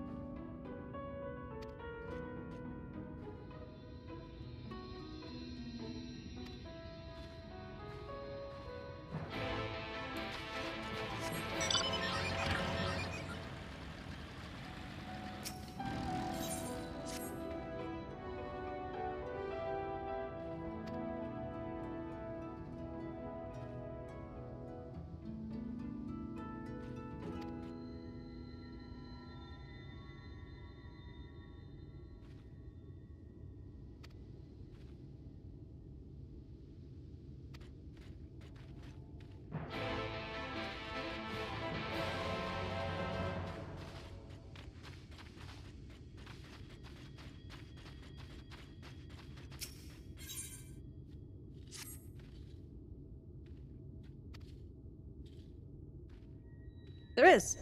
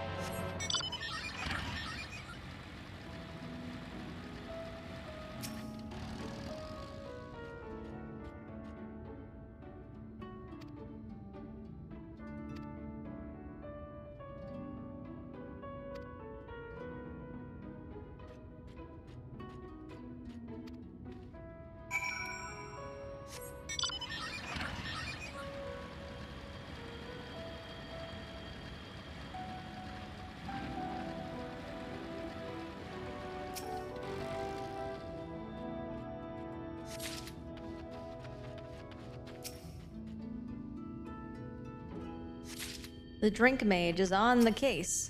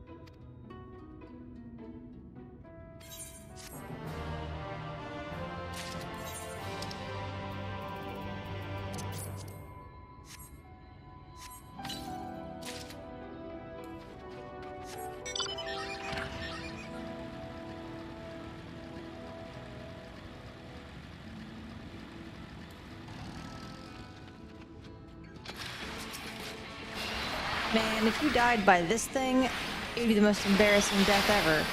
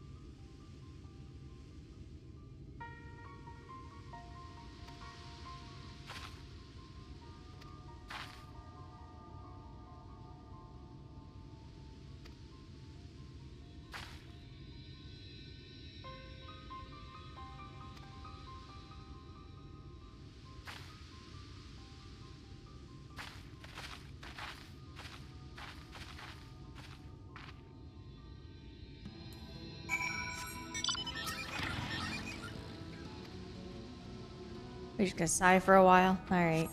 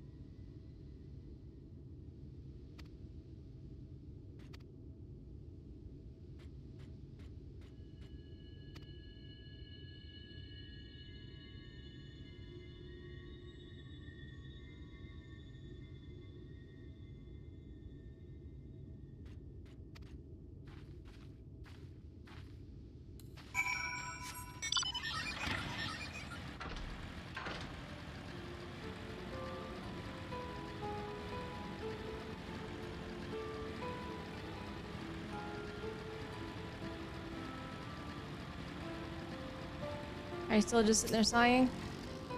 Oh, nope. Got a real response this time.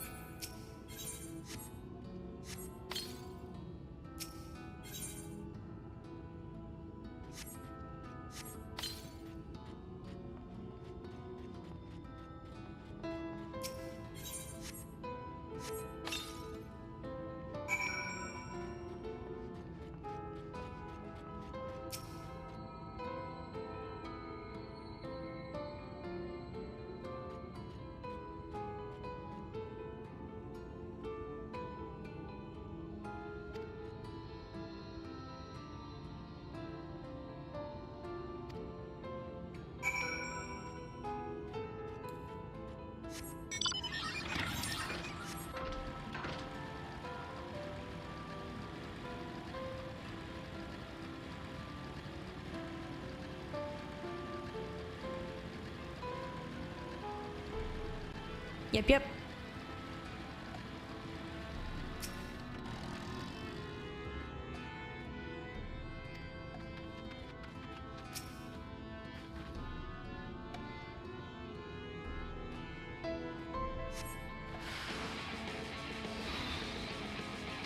Oh man, the squirrels got it.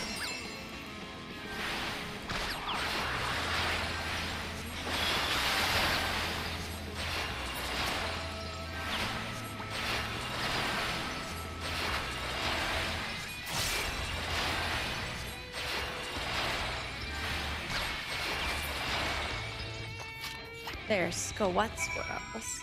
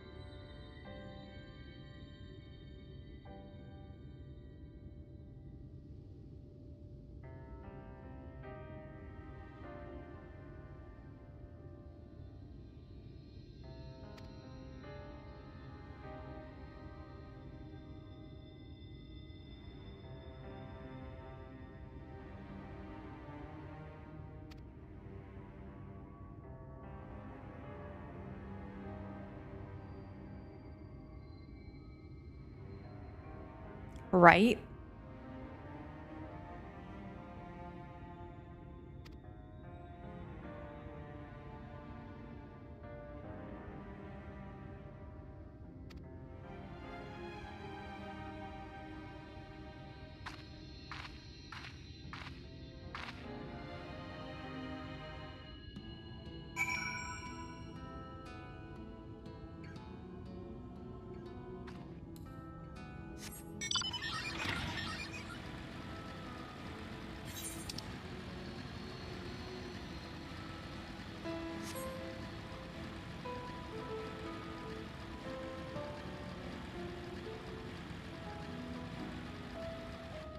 There she is.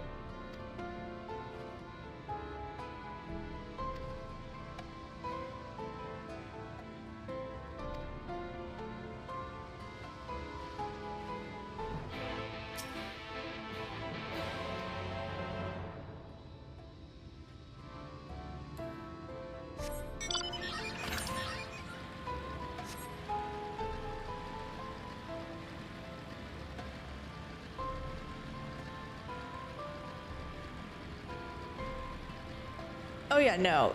Very few of the side quests in Shadowbringers will be happy.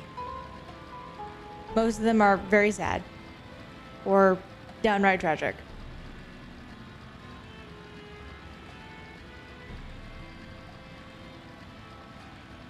Final Fantasy's in their edgy phase.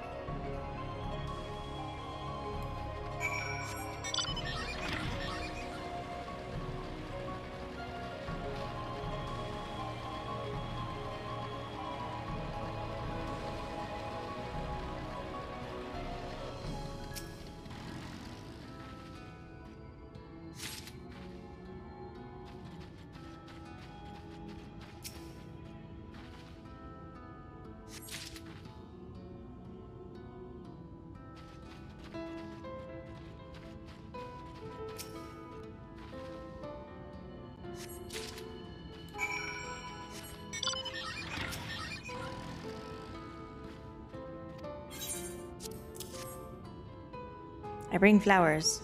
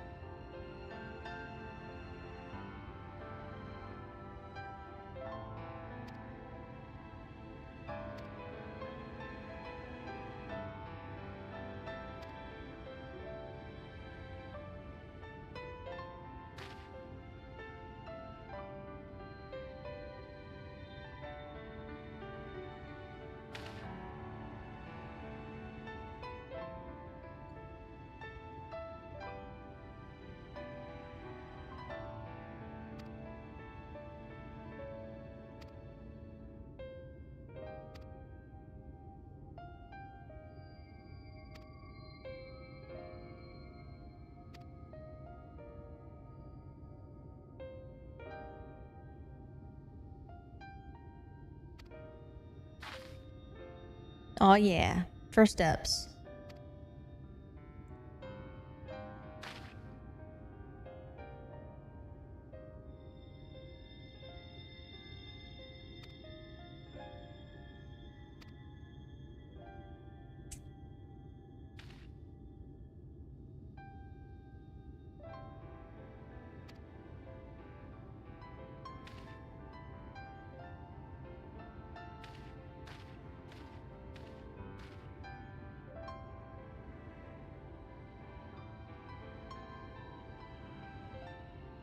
Oh yeah.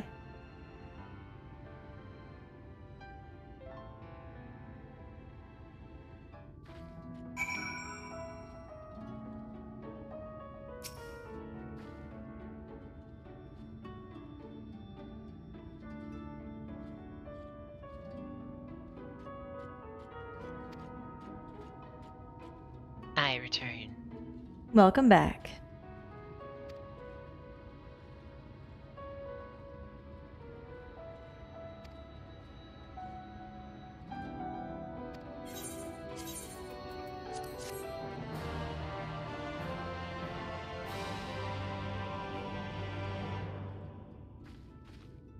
The goal today is to get into Eulmore.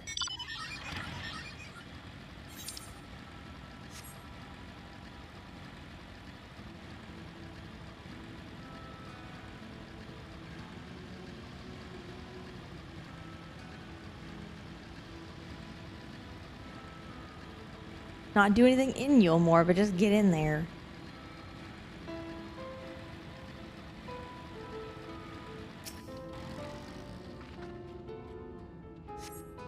I know.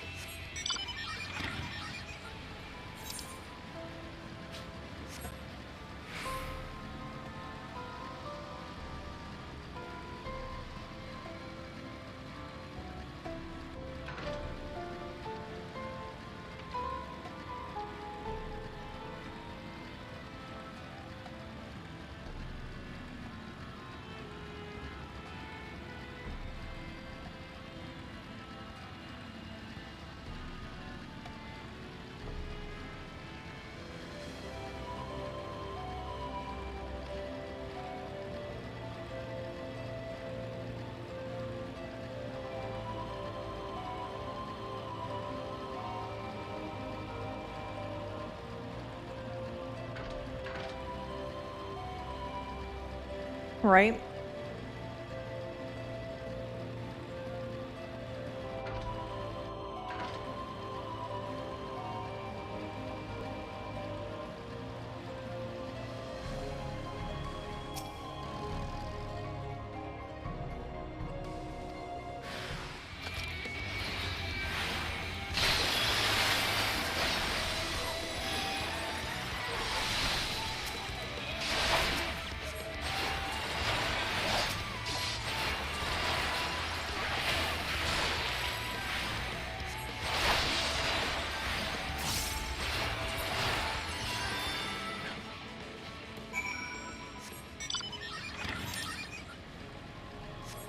There we go.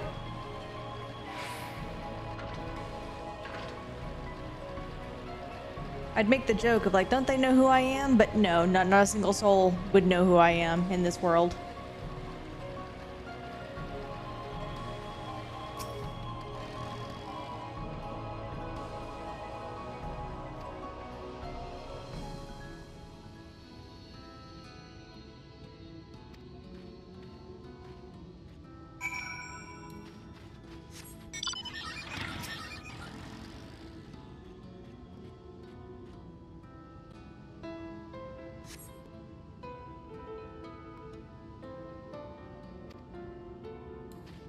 I do like that they even kind of make the comparison between here and Limsa.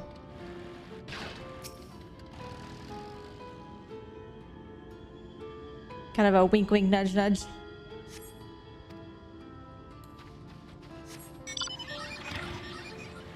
Right. Doesn't it look familiar?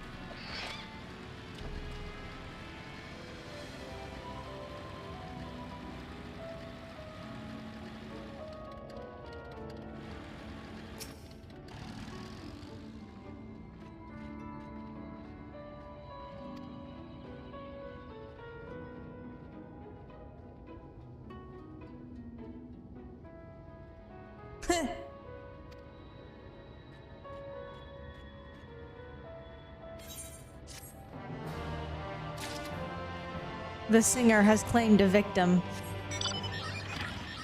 Oh dear.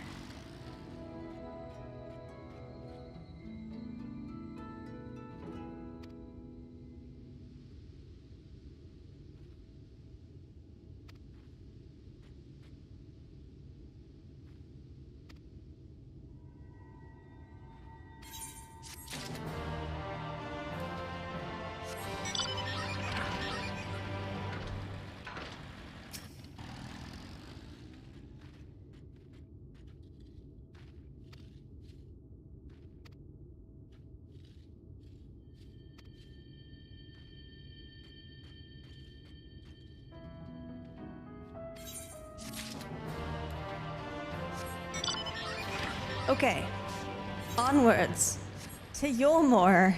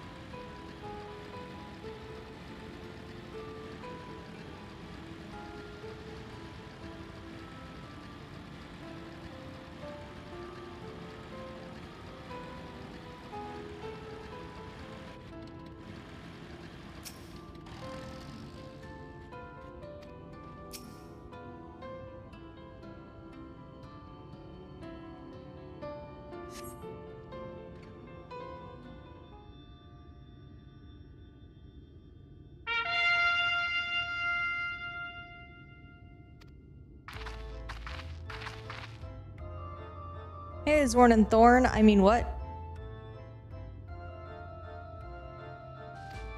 Really? It is. I know, but still. Listen, I called Istinian not Cain for the entirety of Heaven's Word. Look. Never mind. I will say though, Rain, they don't do where like one talks, you know, straight and then the other one talks reverse. Like they don't do that, which I'm kind of sad. I'm like, that would have been so cool.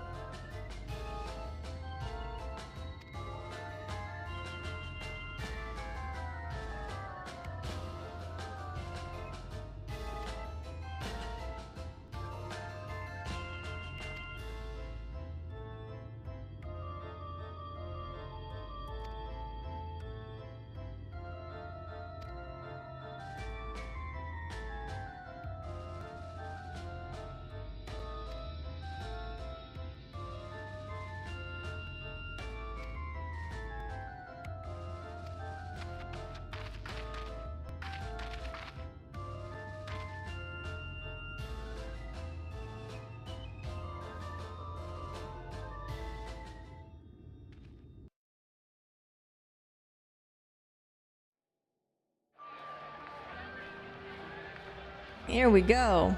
Redemption is beyond us.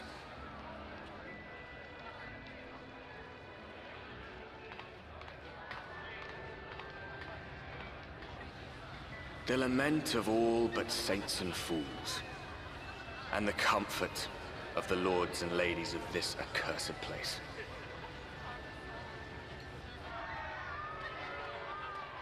Once they held fast against the madness, only to embrace the coming cataclysm and delight in the end of days.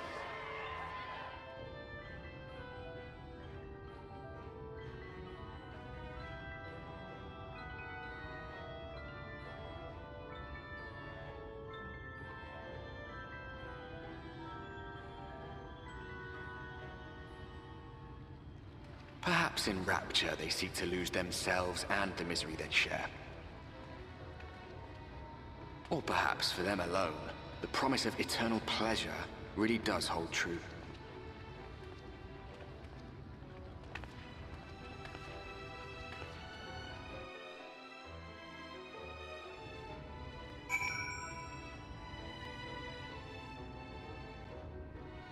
Okay.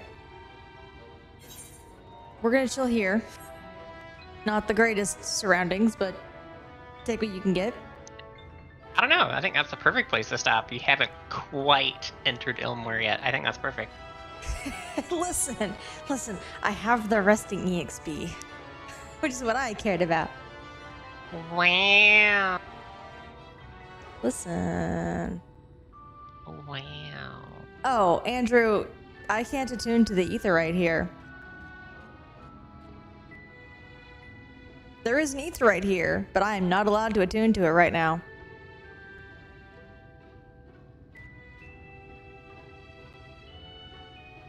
That's for the lords and ladies.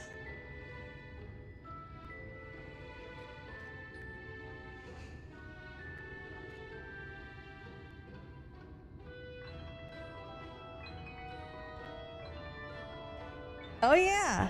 Oh yeah.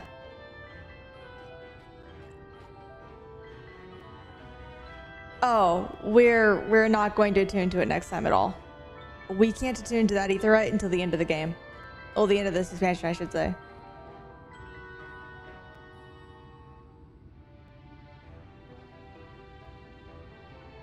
Oh, yeah.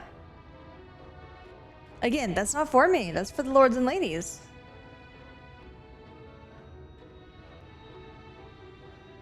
Nah, there's a different illusion going on. Don't you worry. There'll be plenty for you.